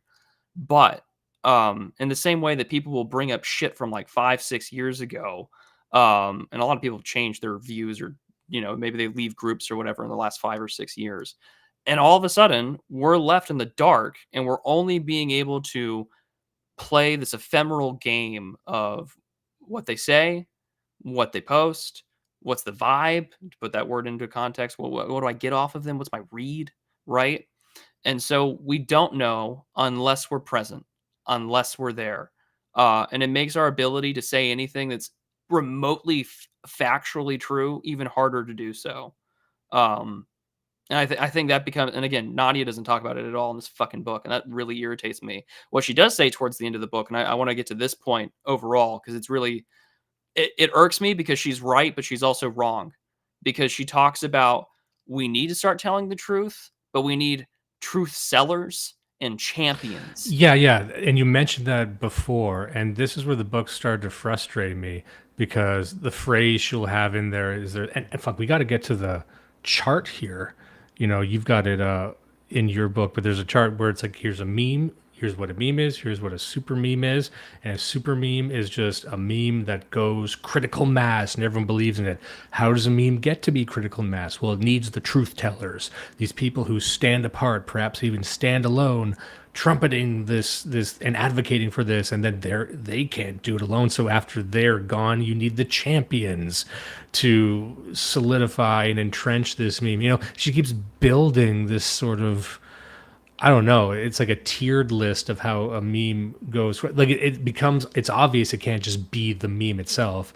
You just need people to keep it in the zeitgeist. But then it seems to me that there's no qualitative aspect to the meme at all, because then if you have truth tellers and you got champions, and champions being just people who hammer this point again and again and again, then they can do that with anything. And then there's really no, it doesn't matter even what the meme is, as long as it seems that that's just a political power game at that point, which would defeat the entire purpose. Do you think that's the right read or no? Partially, because, well, I mean, like, what a good example would be like, what's a champion of a meme or a talking point? Like, I would say, like, maybe 2 years ago, it would be like Orrin McIntyre doing the whole "Don't make me tap the sign" thing about, like, it's not rocket science. They just want to diddle little kids, which, I mean, is still true, right? He doesn't do that meme as much anymore. And that we can have, it is people that are sort of large and will put things out there. And yeah, no, I think you're more right than wrong on that instance. I think so. I'll take it. I wanted to get to a couple of points here. I know we're getting close to 2 hours now, and there's quite a bit to get to. I'm looking at a page right here, and this will help, you know, fill in some gaps with these ideas of hers. It says, first off, for the free speech enthusiasts in the back of the room, why wouldn't we want certain ideas to spread? Good question. As we've seen in previous chapters, some ideas can cause chaos if the network isn't ready to receive them. So they can require caution, if not outright suppression, before we share them with our connections. Again, like, I detect some truth in there. It's something you or I or others do all the time. And she builds off of this from Nick Bostrom, which really irks me, because Bostrom's got that world vulnerability hypothesis where he talks about info hazards. He's like, a real super info hazard would be like the public awareness of how to make, and he uses an example. It's like, you can create a nuclear-sized weapon explosion with just a few simple materials. He's like, that has to be suppressed at all costs. And I'm like, that's a good example.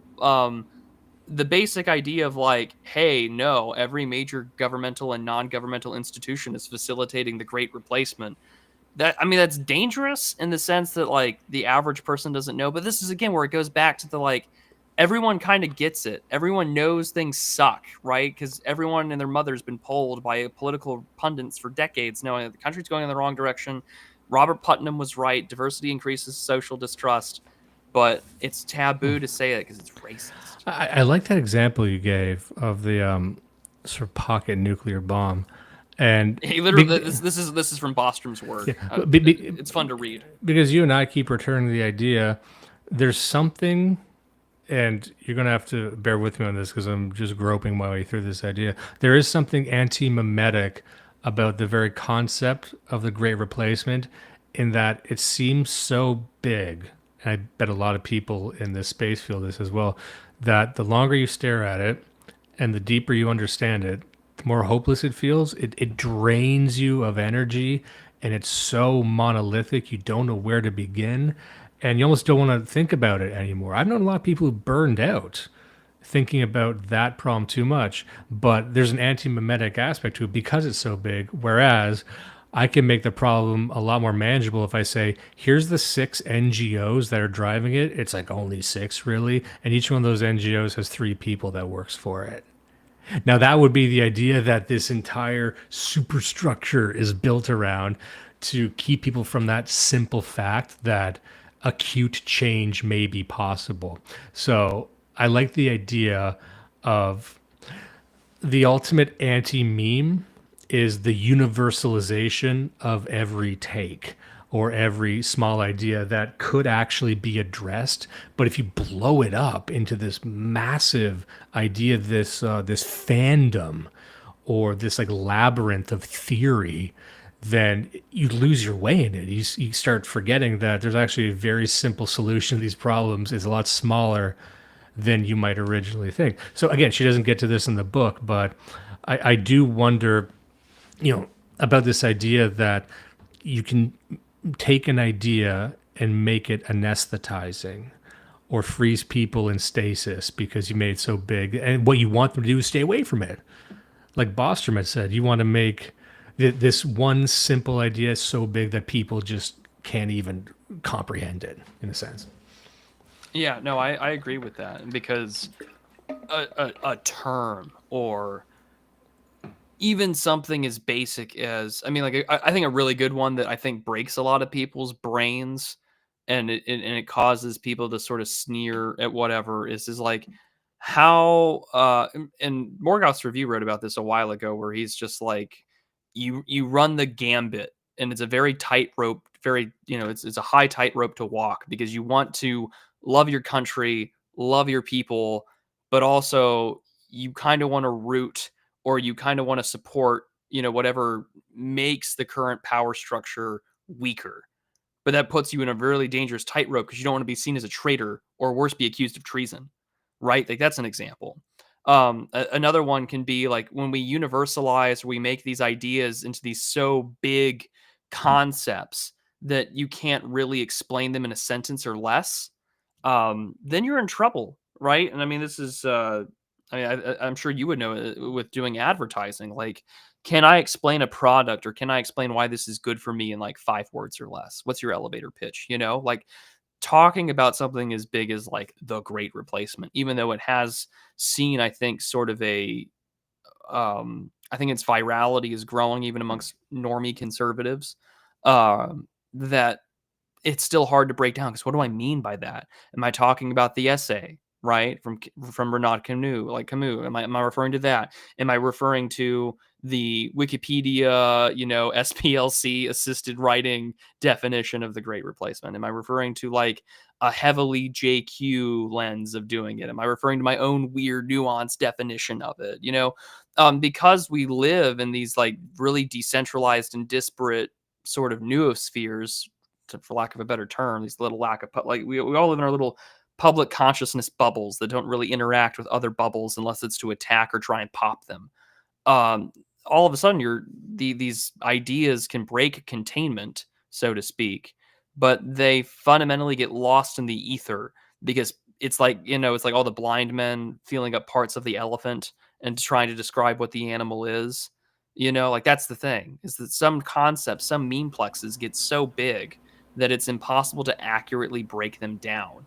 And because we live in an age where my media consumption can be 95% different than your media consumption, you and I will never speak the same language on the same thing. You and I will disagree on probably shit we agree on more times than we don't, because we look at it through different semantics or through different semiotics. And that becomes the problem with influence, with grifting or take selling or whatever, is that sometimes whatever we feel might be motivated by, even to use a lefty term, my truth, how I understand the world, gets lost in that void of voices, because no one else reads the same shit I do or screams in the same tone I do. And it becomes harder, like you said, when an idea gets so big, so universalized that, like, everyone agrees that it's happening, but no one can come to the conclusion of why or how, or it's good that I know it, but I'm not doing anything to stop it. You become paralyzed. Or they can't even look at it because there's been too many publics that have attempted to communicate this idea, and they perhaps have encased it in too much taboo that you can't even discuss it anymore. And I use the word publics in relation to the book Revolt of the Public. The author, his name escapes me, but he's a former CIA analyst who wrote this great book called Revolt of the Public. And he was talking about how, and he was describing basically what this book is talking about how, the mass communication, ironically, destroyed the mass Is it by man. Martin Gurry? Martin Gurry, yes. Okay. I destroyed the mass man, and this is what marketing and advertising is all about. It broke people into demographics. there was a time for most of human history, we didn't have a concept like demographics. This idea that you can kind of sort people into behavioral sets based on gender plus age plus, income level plus, their other likes and dislikes, whatever life thing they're going through. So rather than having a mass communication destroyed the idea of the mass man, which may have existed in the 19th or 18th century even. So you have these people who are already stuck in these bubbles. And what seems interesting, it's that I would say the reality that she's pointing to is accurate, that everyone's already locked in their own networks. And it's already extremely difficult for any meme to breach containment. Some might say that, the idea is not ready for other networks. I don't even think most networks are primed to hear any other idea. Therein lies the problem. As we said before, the shift in social media has been people going to closed networks. Anti-open network, pro-closed network. I think that's going to get even worse as time goes on, unless you have something like X, which is really just for people to perform. It's for theater kids and journalists and people playing a character a lot of the time. But going forward, like the idea that memes can escape containment, I actually think is very rare unless you purposefully do it. And I think people do themselves a disservice by thinking they need to ensconce it in taboos and encapsulate it in something edgy to keep people away, because most people just aren't even ready to hear it. But you pointed out something very interesting there, that we tend to engage in this all the time, or we try to. You said, what's your elevator pitch for your idea? That's true. I always tell people, if you can explain your worldview, whatever that worldview might be, to your mother and she can understand it, that means you understand it. If you can't, that means you probably don't even understand it. But one phenomena I've noticed, and maybe this is unique to our space, is that we get so skeptical of any idea that begins to get popular because we're so in love either with our anti-memetic nature or our perceived anti-memetic nature. We think if something is more fringe, it is more true. If it has more fucking weird scum all over it, that means it's more true than this polished point that is made for a mainstream audience. It might be the exact same content, but phrased differently, but we think it's less true unless it's offensive and edgy or scares the normies, so that something's truth is weighted against its ability to scare the normies or its radicalism. And I think it is possible to take the anti-memetic framework too far, where you just completely lose what truth is or first principles are. No, I agree with that wholeheartedly, because anytime that someone gets interviewed or picked up or published, like for instance, mutual of mine, I like the guy, great guy, Aristophanes' Revenge. Dude is not hired by anybody. He's just a poster, who is, like me, struggling to make ends meet because the job market fucking sucks. And he got published in the American Mind one time. And then all of a sudden, this guy got accused of everything. Fed, secret Claremonter, da da da da da da da da. So the moment we see like an ounce of like virality, the crab bucket mentality kicks in, and we're like, "Oh fuck that guy!"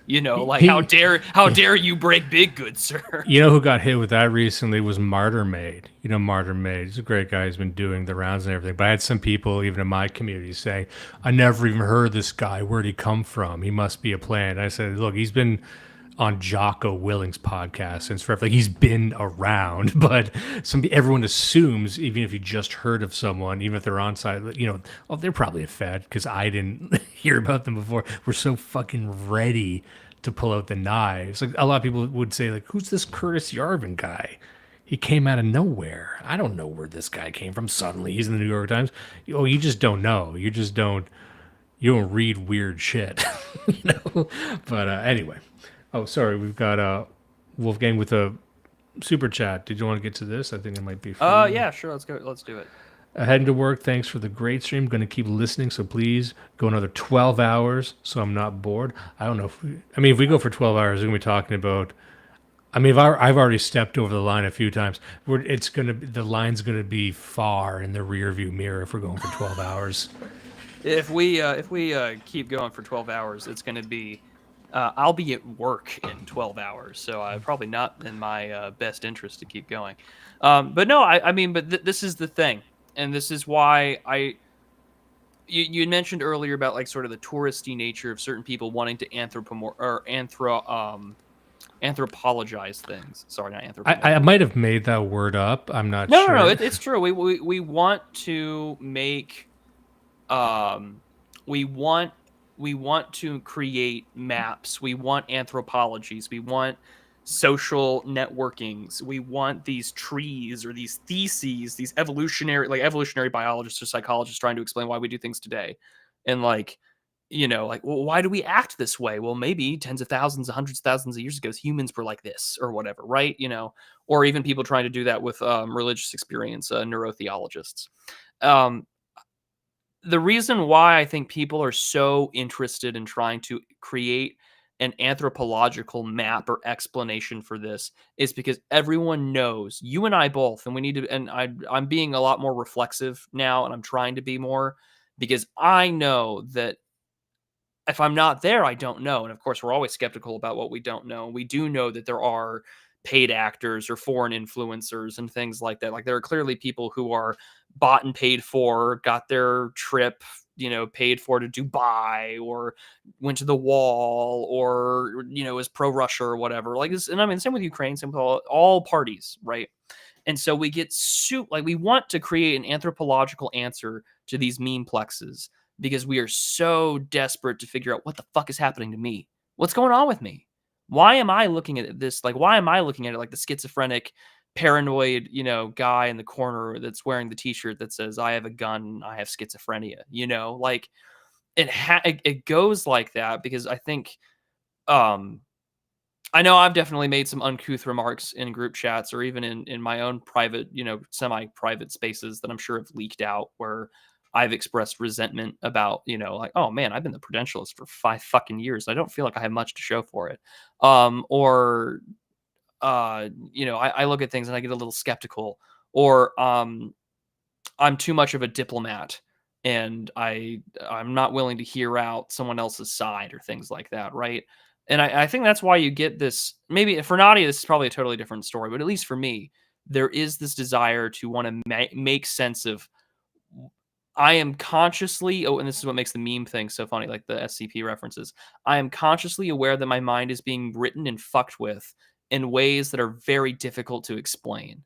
And maybe that gives some definition to, or some credibility to her vibe description.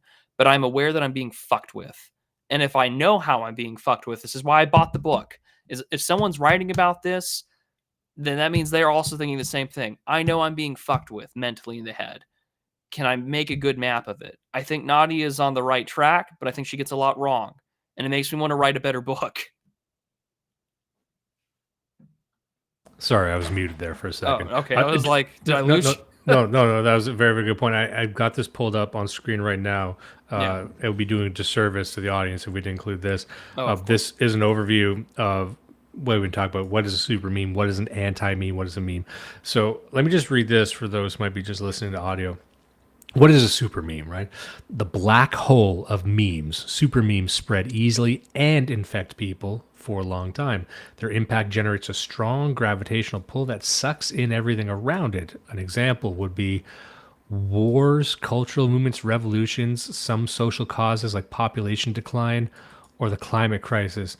And we talked about this not long ago in this episode, but I don't think these things make sense side by side. Like wars, I don't think a war itself is a super, like it's too complex to sit side by side with like a narrative campaign like climate change. Well, political formula is like a super meme. And I mean, some political formulas have been helpful for war. But I mean, like, Carthago delenda est, right? Like, that's not the only reason why we went to war. Or to hell with Spain. Remember the Maine, to hell with Spain. Maybe when it may... let me pause. War and maybe the early 20th in pre-20th century concept of war, yeah, I could see being a super meme, in the sense that like we are the Hellas, we are the greats, you are subhuman trash, right? Like I could see that working. But again, that framework I think is not. I don't know how well that works today. Well, also, here's an example of a super meme in Russian culture. It could be communism. Communism still sits very top of mind for many Russians, even though they are not communists. But the memory of the Soviet Union, I would argue, is a very distinct sort of paradigm to be in Russia. But what caused that? Was it because the idea of Marxism and communism just traveled so fast because it was a black hole of an idea, or was it a black hole because the state apparatus was forcing people into that hole? And there was a revolution called the Bolshevik Revolution, but it did not have the buy-in of the entire population. Did it? You see, like, to say that the Bolshevik Revolution and the subsequent, USSR are kind of part of the same thing. It's because an idea just spread so good, completely removing power from that and completely removing, all the other, it's power plus propaganda plus theory plus how many people are actually true believers. But then others are swept up into this memetic crisis, as Rene Girard. Would you call Marxism a super meme? Well, you can't really. It's this intersection of so many things that are absent here. And so much of Marxism, at least now in the 21st century, is just an ideological trapping or cover to hide your actual opinion. And this is the thing about Rene Girard too. And I need to reread. I saw Satan Fall Like Lightning because of the book I read a while ago, which is Revolution and Rebellion in the Early Modern Era. I covered this with Zoomer Schopenhauer. We talked about the French Revolution. And Gladstone offers this like really great breakdown of the social and material factors that triggered, the French royalty getting fucked over. And I mean, they didn't do a good job at managing a crisis. You had a literal sensitive young man problem of young men going to get degrees and hoping to get a eventual title of nobility that was rapidly being devalued via inflation because the land parcels kept getting smaller and smaller and more men kept living longer. And it's just like, so were they really looking for a scapegoat, or did they have an easily identifiable thing based upon the conditions available to them to know, oh no, fuck the royals, fuck the aristocracy, I get symbolic aspects, or I get wanting to crucify someone in the sense that like this guy's got to pay, but also like no, like clearly we know that there are things that are very like justifiable, or I can logically point out like, yeah, this is why we're doing it. Like this is why it makes the meme argument or the super meme thing very difficult to pin down, because it's like, oh, look at all these African leaders that are like Marxists, and I'm like, yeah, but they're also just black Africans that hate the white man.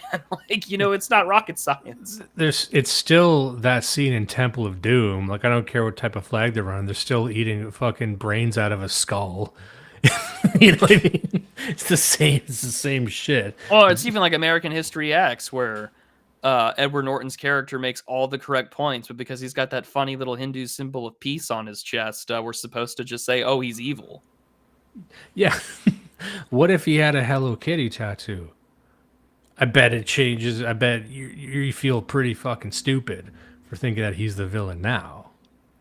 What if it'd be funny if you just edit that movie and change the swastika a little bit so it's the Hindu swastika? You know what I mean? And then it's like, well, this movie is so much more nuanced than I thought it was. Now I just want to put Hello Kitty on his chest. You do. I just want him to pull it down. He's like, you see this? And he's got the little Hello Kitty on it. You got the Hindu swastika change, but then you also put the Hello Kitty on the other side of his chest. I was like, damn, this guy's complex as shit.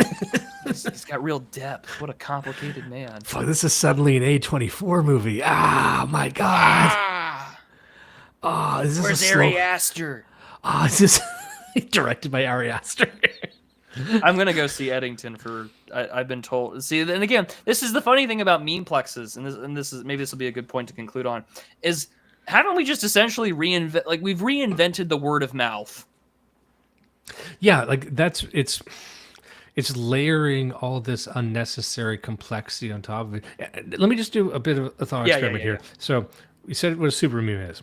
Now, what's an anti-meme? Description: highly consequential ideas that face strong resistance from the nodes in a network like fiber. They move slowly through the system and take time to digest. These would be taboos, life lessons, lived wisdom, uncomfortable truths. What's a meme? Highly transmissible, but their impact is low. Like sugar, these ideas are consumed voraciously, but pass through the system quickly. Viral videos and images would be an example. Slang, norms, rituals, and traditions. Now, what's dormant? Non-memetic. A general catch-all for noise. These objects don't spread easily and are of little consequence, so people filter them out to focus on other more important things, like, for example, random data sets, complex legal documents. That's interesting. She doesn't go into that too much in this, although she gets into what a bureaucracy is later, which I disagree with. Let me ask you this. Given everything I just said, where would we place flat Earth theory on this? Because the flat Earth movement, even though we're not advocates for it, it's very popular. It's spread seemingly exponentially. Maybe it's going down now a little bit. It's declining, but it's still there. There's still active debate. It's still very, very popular, and everyone knows about it. But if it's an anti-meme, what is it concealing inside of it? Or where do you put that on this little list? Because if you can't place it anywhere, I wonder if this list... I can't call flat... Well, I'm gonna get pissed. I'm sure I'm gonna piss somebody who's the flat earther off by saying that. But like per her definition of anti-meme, I don't think I can put flat Earth there. I don't consider the flat Earth worldview. I mean, it's consequential if you're a flat earther, right? That would imply that it's like hiding something within it, and the flat Earth is to try and prohibit us from getting access to it. But what would it be? Because I know it pretty well. I've heard, I got friends who believe in flat Earth theory, so I've heard every dimension to this, but it's not hiding. How does anything. It change the world, other than like perhaps it reveals a metaphysical truth about certain like pre-Christian myths, maybe, or even some interesting interpretations of Psalm 90? Like maybe, right? Like we know it's not dormant. We know it's more than a meme. I don't think it's an anti-meme. Someone in the chat said, Boy Tendio says, it's a super meme. I don't think so. It's too controversial. It's not it doesn't draw people into it. It seems to repel more people. If anything, it's a meme in the sense that it's repellent. Everyone, like they are the acceptable group to laugh at. Yeah, like if it's close to anything, it would be an anti-meme, but I don't think it fits her definition of an anti-meme. But it's not dormant either. Yeah. So the reason because everyone's aware of what a flat earther is, or has a mental image of a flat earther, right? It doesn't matter if their image of a flat earther is in the same way a lot of people think of the South, like they think of fucking Deliverance or Pleasantville. Right? Like they have a mental image. There is a meme imprinted in their brain, an idea imprinted in their brain about what a flat earther is. See, and this is kind of what I was getting at with Sex Freakman, where he says, I'd say it's split. The flat earth itself is a regular meme, but the assumptions about everything being fake and such is a super meme. Now, I brought this up before, but like like Phantom Time. Yeah, like all that stuff. The slogan of the Paranormies by my friends Johnny Monoxide and Alt Skull, everything is fake and gay. That's what they say. So if there's an idea buried in there, it's that trust nobody, question everything. Okay, but in that case, I think this is an example where if we're enter into this explanation, the flat earthness does that disservice. It would actually be more popular to say everything is just say everything's fake and gay. You don't trust anything. You're being lied to by the media. It doesn't need this encasing of all this discourse, all these debates, all these ideas. You see what I'm saying? So yeah. At what point we're trying to describe these things as anti-memes by saying like, oh, it's retarded on purpose. I'm not trying to say flat earth is retarded. Look, believe me, I don't need that kind of heat right now. Yeah, I don't either. I don't need this shit in my butt. Which is to say, this is why what irks me is that she doesn't define a thought terminating cliche either. Because to me, a thought terminating cliche is something where I am deliberately not engaging in something So I'm going to use a thought-terminating cliche to auto-amputate myself from that discursive loop, right? To get myself out of that flow state. And so, which we didn't even really talk about tonight, which she had this whole section about like the jhanas and certain kinds of tantric meditation. But you can go read that for yourself in the book if you so wish. But for the sake of like this discussion, right? Like, where's a thought-terminating cliche? Because to me, a flat earther could, to the public, to the regular public, not maybe like niche schizophrenic parts of like Twitter or Telegram or whatever. Nah, I don't want that kind of heat. But what I'm saying is that to the average person, a flat earther is a thought-terminating cliche, where it's like, oh, you believe in this? Oh, you must be a flat earther too, or whatever, right? Like it becomes an inoculation against an aggressive idea. So it has an anti-memetic property, but it's used in a derogatory sense to say a bigger idea. Like, oh, I think that, the capital of the United States Congress is in Tel Aviv per, I don't know, Pat Buchanan or whatever, right? And they'd be like, oh, you believe in that? Well, you must be da-da-da-da-da-da. And it becomes a reductio ad absurdum kind of meme that is used to just cut you off and say, outgroup, not normal, not right, deviancy, cancel. And that doesn't get talked about in the book either. Yeah, and there are some people offering some very good counters to what I was saying there. This is all just to connect it to my early idea. Can something be so entrenched in taboo, and we are viewing a meme as an organism? Sure, let's do that. Does this kill the meme, for example? I think there's more likelihood of more people accepting everything is fake and gay now than ever before. However, if you take that idea and just encase it in a thought-terminating cliche, it makes it so people can't look at it, but then that destroys the organism. Like that means that it won't travel at all, and no one will want to look at it anymore. And as she said earlier in the book, memes by their nature, if they are an organism, they need to thrive and grow. And if they don't thrive and grow, then they die. And all I'm saying is that you can make something so taboo that it just fucking dies and it doesn't travel at all. And that's when people talk about, this can get very conspiratorial, but pressure releases or poisoning the well. You're making a topic so it can never be discussed ever. And maybe we like that more and we prefer poisoned wells. We prefer poisoned waters. But then I think we work against ourselves. We're getting in our own way. So I don't know, like I'm trying to take this very, very seriously, and there is some truth to it, but I just keep coming back to the idea that you can do such a good job at creating an anti-meme that it is an anti-meme to itself, and it just fucking dies, and then it never goes anywhere, and you just have a thought-terminating cliche that ends up like a skeleton, you know what I mean? Because it's been too associated with the wrong types of things. Yeah, and Nadia points this out in citing an article from the New York Times where it's like the group chat is a place where I can have half-baked ideas that are not ready to do battle.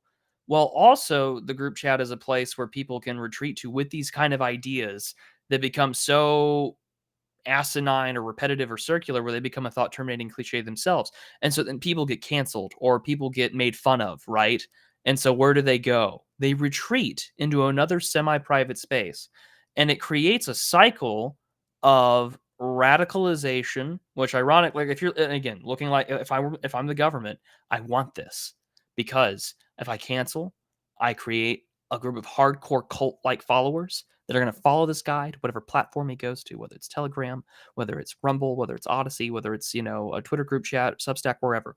I know that he's there, and he's going to be contained in his little ghetto because he's going to be financially supported by just his little guys. And he's going to keep doing it for those guys. And so he can be heard.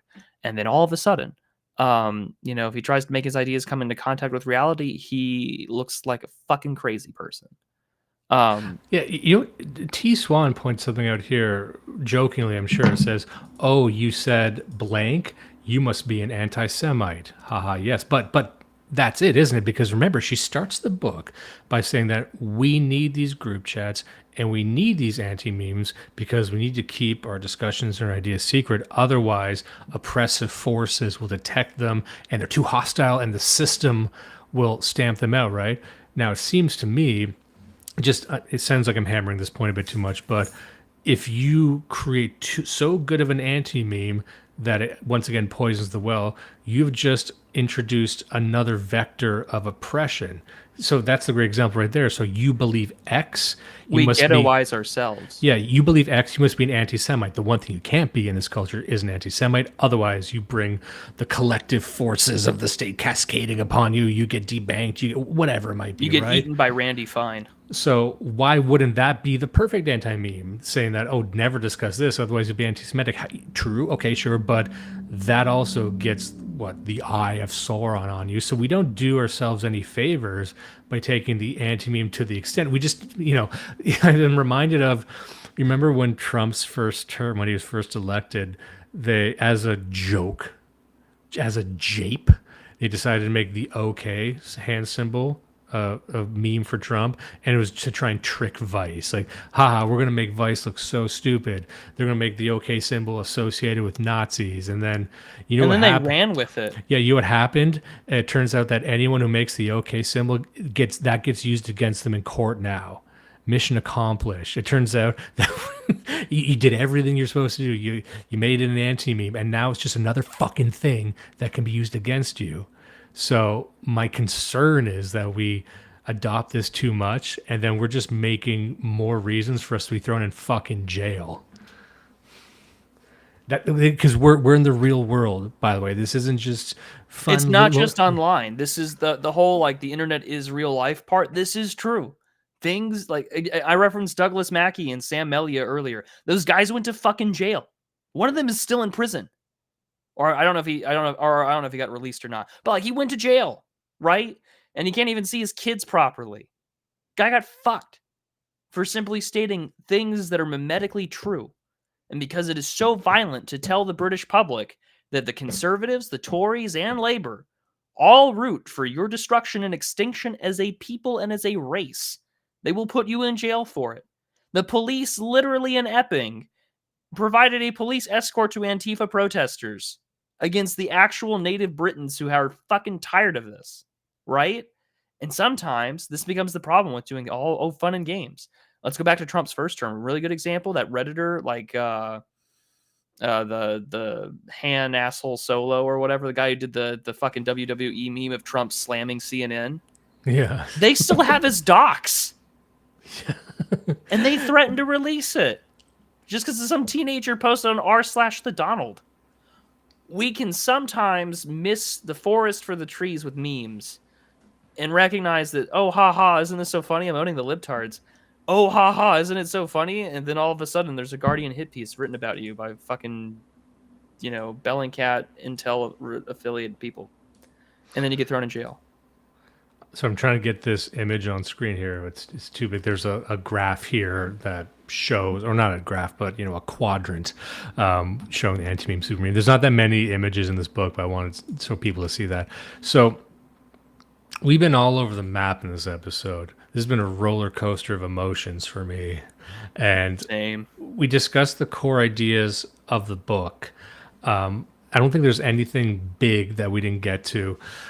She gets into a bit more, citing other people about signaling hazards, idea hazards, data hazards.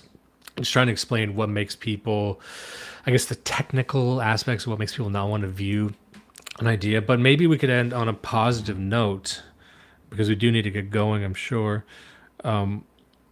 Despite everything we've just said, despite how I've been to my new wife Nadia, that there is something here. Like, at the end of all this, the most amusing part is that this book itself is an anti-meme. She encased it all in taboo and enraging analysis, but the idea at the center of it is that there's a transition towards group chats, sure, but there is such a thing. Like, it is true that this is happening. Let me just say that. It is true. When we talk about in geopolitics, neorealism, or we talk about Mackinder's theory of the world island, it's not even whether or not it's true, it's whether or not people that matter think it's true. It's whether the people who are in a position of power are behaving as if it's true, because then that will manifest in real life. So, do you have the will to believe it? Yeah, and so do enough people believe in the anti-meme to make it real? And this is something we deal with. I know for a fact that there's groups out there, group chats, and also political groups who adopted this and believe this to be true, that we got to take our ideas but cover it in spikes and chains and weird shit and taboos to keep the wrong people out. But that's why, my take here was I think from an organistic point of view that kills the meme long term. I don't think it can evolve. I think if you put it in an ugly cage, it can mutate. But like we said, the meme wants to. I don't think an anti-meme leads to a meme. Does that make any sense? That's not gone to the book. I would love to hear more. Let's enter into the Richard Dawkins view of this, which is, let's talk about it like it's an animal. How does an anti-meme really lead to a super meme? She kind of talked about it with truth tellers and champions, but that's very vague. It's all incredibly vague. And there's actually no firm example she gives of that. Not really. You're supposed to autocomplete that yourself, but it's left up to the reader to imagine, like, how an anti-meme, does it stay an anti-meme forever? Or is the goal to eventually become a super meme? And is it qualitative at all? At any point, there's truth tellers. Yes, there's advocates for the meme, but anyone can call himself a truth teller. I know people who see themselves as truth tellers and they're grifters. They're telling lies. So, like I started off with, can anyone just do this about anything? And the truth is not present here. And I think that's what's missing in this, this thesis statement here, because again, she's not from this space, presumably. So we're always trying to get to the truth. We're about first principles. We're about, like, we believe that, there's that great Curtis Yarvin quote. I don't know if we want to traffic in too many Curtis Yarvin quotes, but he's got a few of them. And, I don't even know if this is true, but it sounds good, where he says the right is just the absence of the left. Absent all the oppression and all the censoring and all the debanking, our ideas would propagate more. I think that's important to keep in mind, that I don't want to appeal to our oppressors and our enemies by imprisoning ourselves and acting like that imprisonment is a superior strategy. Even to quote Curtis Yarvin again, he would say that's a prey position, but you must adopt a prey position to survive within the system, within the cathedral. And I'm not even sure I accept that. And I think you can get so lost in believing that you adopt a prey position when you don't always need to. And then you think the prey position is the only smart way to be. And there's certain people I've seen that are advocating for that even still. That becomes the real thing that this book leaves me lacking on, and I mentioned at the beginning, is that it doesn't acknowledge anything about the powers that be, and it treats this more like a cute sociological anthropology study. And it's just like, if you're a political actor, even if it's just you posting or facilitating a community, like I have said from the very beginning, that if the things that I do make it possible for my grandchildren to sit under the vine and fig tree in which I have planted and will not be afraid, then my life entirely has been worth it. And all that I do and all that I believe in. That's a pretty straightforward explanation, right? And sometimes it's very hard, I think, for a lot of people to maybe get lost in the weeds, or to get lost in the game.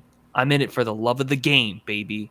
And it's just like, there is a really great degree of seriousness to this, even for major mainstream voices. I mean, I know Michael J. Knowles, who works for the Daily Wire of all places, has been publicly fighting with Stripe, and there's no real transparency over that. You and I know countless people that have been doxxed, debanked, depersoned, have had hit pieces written about them in Hope Not Hate, or the SPLC, or the ADL, or whatever, right? Or whatever the Canadian equivalent is. And it's just that sometimes we forget that the things that we do can bring the eye of Sauron, or can bring the eye of our enemies onto us. And then it gets lost in the weeds, because because sometimes, maybe we also take a predator position, and then we bite off way more than we can chew, or we think that the enemy's weak, or it won't happen to us, it'll happen to some other guy, and then we get screwed, right? And so for me, when I read the book initially, I thought, damn, I feel kind of irked because I feel like I could have written this book already, or I could have wrote it. And now I feel very incensed to write a sequel or a response or a better version of it. And I know that sounds very prideful because I've never published a book in my life, but I want to give it a shot, and maybe I will. But this book leaves me tickled in the sense that like there's some things in here that are true, but I feel like it misses the forest for the trees. We should get her on the show, and we should workshop a sequel. I would love to. There's a great question here, and we'll end on this, I promise. Okay. Sex Frequent said, I was hoping she'd approach it more from the perspective of accidental anti-memes, like why some things do not take off despite circumstances, what makes something so gay you can't push it. Now, there's one example. I feel like I want to give more examples because it helps gay, get people. You can't push it. Let me give you an example of a purposeful anti-meme that I think it wasn't referenced at all in this book, but I think you'll understand where I'm getting at with this. I think a purposeful anti-meme is the writings of Nick Land. I think he goes out of his way, especially with the Meltdown essay, to explain things in a way that's pretty dense and obtuse, and that for the wrong if you type don't of get the 20 different things he's referencing, good fucking luck. Yeah, and also it's not obvious to how to even read it. Is this literal? Is it figurative? What's he even talking about? So for a lot of people, they see that, and even Sean Weiland referenced Westworld in this. I only saw season 1, but the androids, when you want to code in something, they're not allowed to look at it. It says it looks like nothing to me. Like they literally can't see it. And so for a lot of people, She references that in the book. It takes a lot of concentration to really unpack Nick Land. So just whether or not you like him or dislike him, I think he's an example, and I think he knows what he's doing when he writes that. But what would an accidental anti-meme be? Something that maybe wants to be taken seriously but can't because it's so gay. I mean, correct me if I'm wrong. COVID? Now? You know what I mean? Now maybe. But despite all their best efforts, there was no admission of fault or wrongdoing or failure. It's just, it became so cartoon. Because if you remember back during COVID, it's the dancing nurses. It's cold. Every piece of state propaganda about COVID was just so cringe and annoying. And everyone who was on side of it, it's almost like even if it wasn't if you do nothing about the alleged virus at all, you would just say, this looks really gay. I want nothing to do with this. But it had the institutional backing of the entire civilization and the entire fucking Western world. And yet here it is. It's embarrassing. If you're wearing a mask in public, people are going to come and kick you in the nuts, right? Like you are a pariah now if you wear a mask. I in mean, public. that's a good example because how do a lot of libs treat it? Oh, you stayed indoors for 2 weeks. It wasn't anything serious. Yeah, they can't even admit to it. And that's a thought-terminating cliche right there, and that's your anti-meme. Because I'll tell you, I'm sorry, I'm riled up again. I got it, and because of my fucking kidney transplant, I managed to get monoclonal antibody treatment. And I tell you what, right fucking now, bucko, if I didn't have that fucking transplant, I would have been put on a racial triage list, and I would have been on the back of the line because my ass is lily white and happy with it. But because that existed in Dallas County, Texas, God knows how many white people were pushed to the side to say, nope, I only got it because I had a pre-existing health condition that left me immunosuppressed for the rest of my fucking life. But that's what they want to tell me to forget. Oh, you were locked up for 2 weeks. Fuck you. Fuck you. No. And here's the other thing, too, and I'll end it on this. This is one of my favorite episodes, by the way. Screenshot of a tweet. Guys, Alexander Brahman, not white guy, not Indian. He says, a Pakistani neighbor is 4 times more likely to sexually assault your daughter than a white neighbor. Now that we have the data, that's not racist to say it's a true fact. Some person responds to the tweet. Clearly not an English person. When data, in quotation marks, scare quotes, is used to spread hate, it stops being a truth and becomes a weapon. Racism, just as statistics, is still racism. There's your meme. There's your anti-meme. I agree completely. And what are we at now? Just over 2.5 hours. I mean, I feel like we could have made Nadia, this a two-parter. let's talk. Let's write a sequel. Nadia, baby, come over here. Get over here. Nadia, get the fuck over here. We got ideas. You want to be a star? You want a bestseller, don't you? You want to be famous, Nadia? Come on, do you even read? You're more famous than us, Nadia. It's okay. I maintain that I blame the Dark Forest Collective more than anything. I blame the Dark Elves. Unfortunately, Nadia is going to become the receptacle for a lot of because when you talk about this sort of thing, it's very relevant right now. Everyone's experienced this. Everyone kind of knows what she's talking about. So you're going to become subject to all the anecdotal hatred people have for encountering these types of people, or maybe they believe this happens and feel that it shouldn't. But I honestly think you could take this, treat this like a first draft. I can see a 500-page book built on this if you want to get deep with every idea that she kind of touches on. In fact, maybe even get rid of Rene Girard, period. He was included in this. I don't think it really fits. I don't think you want to get into the memetic crisis. There's going to be a lot of landmines in there. You're not, because, we were talking about this before the show. I like Rene Girard and I kind of like the idea of a memetic crisis, but I don't think I even accept it as truth. I think it's too narrow. It doesn't explain that maybe there are people in this society that deserve to be scapegoated. Just like this, in this, like, there's nothing qualitative about it. It's just I'm discussing forces at work, but no, there's got to be. I'm just gonna hate this guy. Maybe some ideas are better than others. Do we have any mechanisms? How do we know when an idea is unfairly maligned? You know what I mean? Like maybe some ideas, like there's some ideas that are persecuted by the state that deserve to be persecuted by the state. And it's not like, and you can get so wrapped up in your ideology that you're like, no, I'm for whatever the state's against. And then you're in like a whole age of consent thing. Then you're in, like legal rape. Like what, there's all kinds. You're a libertarian again. Yeah, exactly. You're going to look, if you do that, you're going to end up a libertarian. You don't want to be an egalitarian, do you?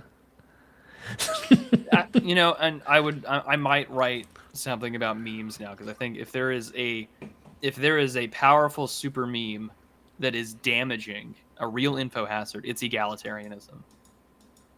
Yeah, we could probably we'll probably discuss this at length. I think we've given enough for people to take this, just like us, as much as you might disagree with some of it. There's something in here. Just like when I talk about even Nick, I would recommend reading it. I will say that I will, as much shit as we've said, and as much as we've bitched, and as much as we've gone back and forth, getting angry and yelling and roller coasters of emotions, I still recommend you read the book. It's the classic "Do you even read?" book, where even with anti-Oedipus, even with spinal catastrophism, maybe less with a cyclonopedia, but as much as I might disagree rationally, spiritually with some of these ideas, I'm like, there's something there. That something has a hold over me, and I'm not going to just toss it away and dismiss it, because there's some books, some ideas you can just dismiss. They're shitty, but like, I don't know. I get the sense that if you watch this episode, take this, you're going to start talking to your friends about it, and you're going to start looking for it, and even if it's not 100% there, I think you, the listener, the viewer, can build on this, and maybe that's enough. All right, so we gotta get going. Yeah, we must. This has been a great episode. This is one of my favorites, and I don't mind telling you. All right, so next time it's gonna be a lot more dry. Oh yeah, next time we really should stop reading books that we like. I feel bad because we were originally supposed to do Kolosek next, and then this came in the mail for me, and I read it in one sitting, and I was like, "Dimes, baby, we gotta do a book." I know you were showing me the photo of him, like, damn, that looks good. I gotta get my hands on that. And you said, no, we gotta do it now. I'm like, yeah, of course. I was like, Sharon, we gotta go and fucking tour. And here we are, and we went on tour. Also, I'm doing this. I needed to get a one episode. Do you even read out before my fiance moves in over here to my neck of the woods? So I figured, okay, we'll do an easy book, and then I have some time to do some reading before my life fucking changes. So this is exciting. Thank you, James.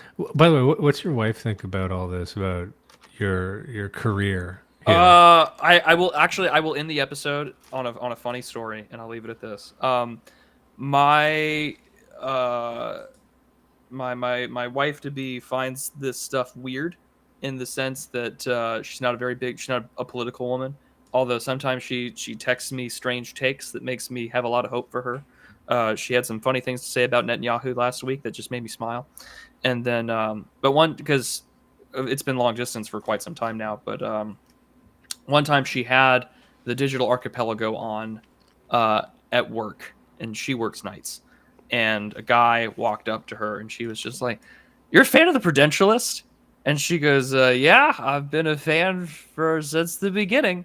And he goes, "Wow, I didn't know that he had that many like female listeners." And That's so cool. And she's just like, "Yeah, I guess I'm one of the few." And then she proceeded to text me later that night. "Oh, so some guy's a fan of yours here where I'm working at. And oh, by the way, tell your co-host that he needs to get laid."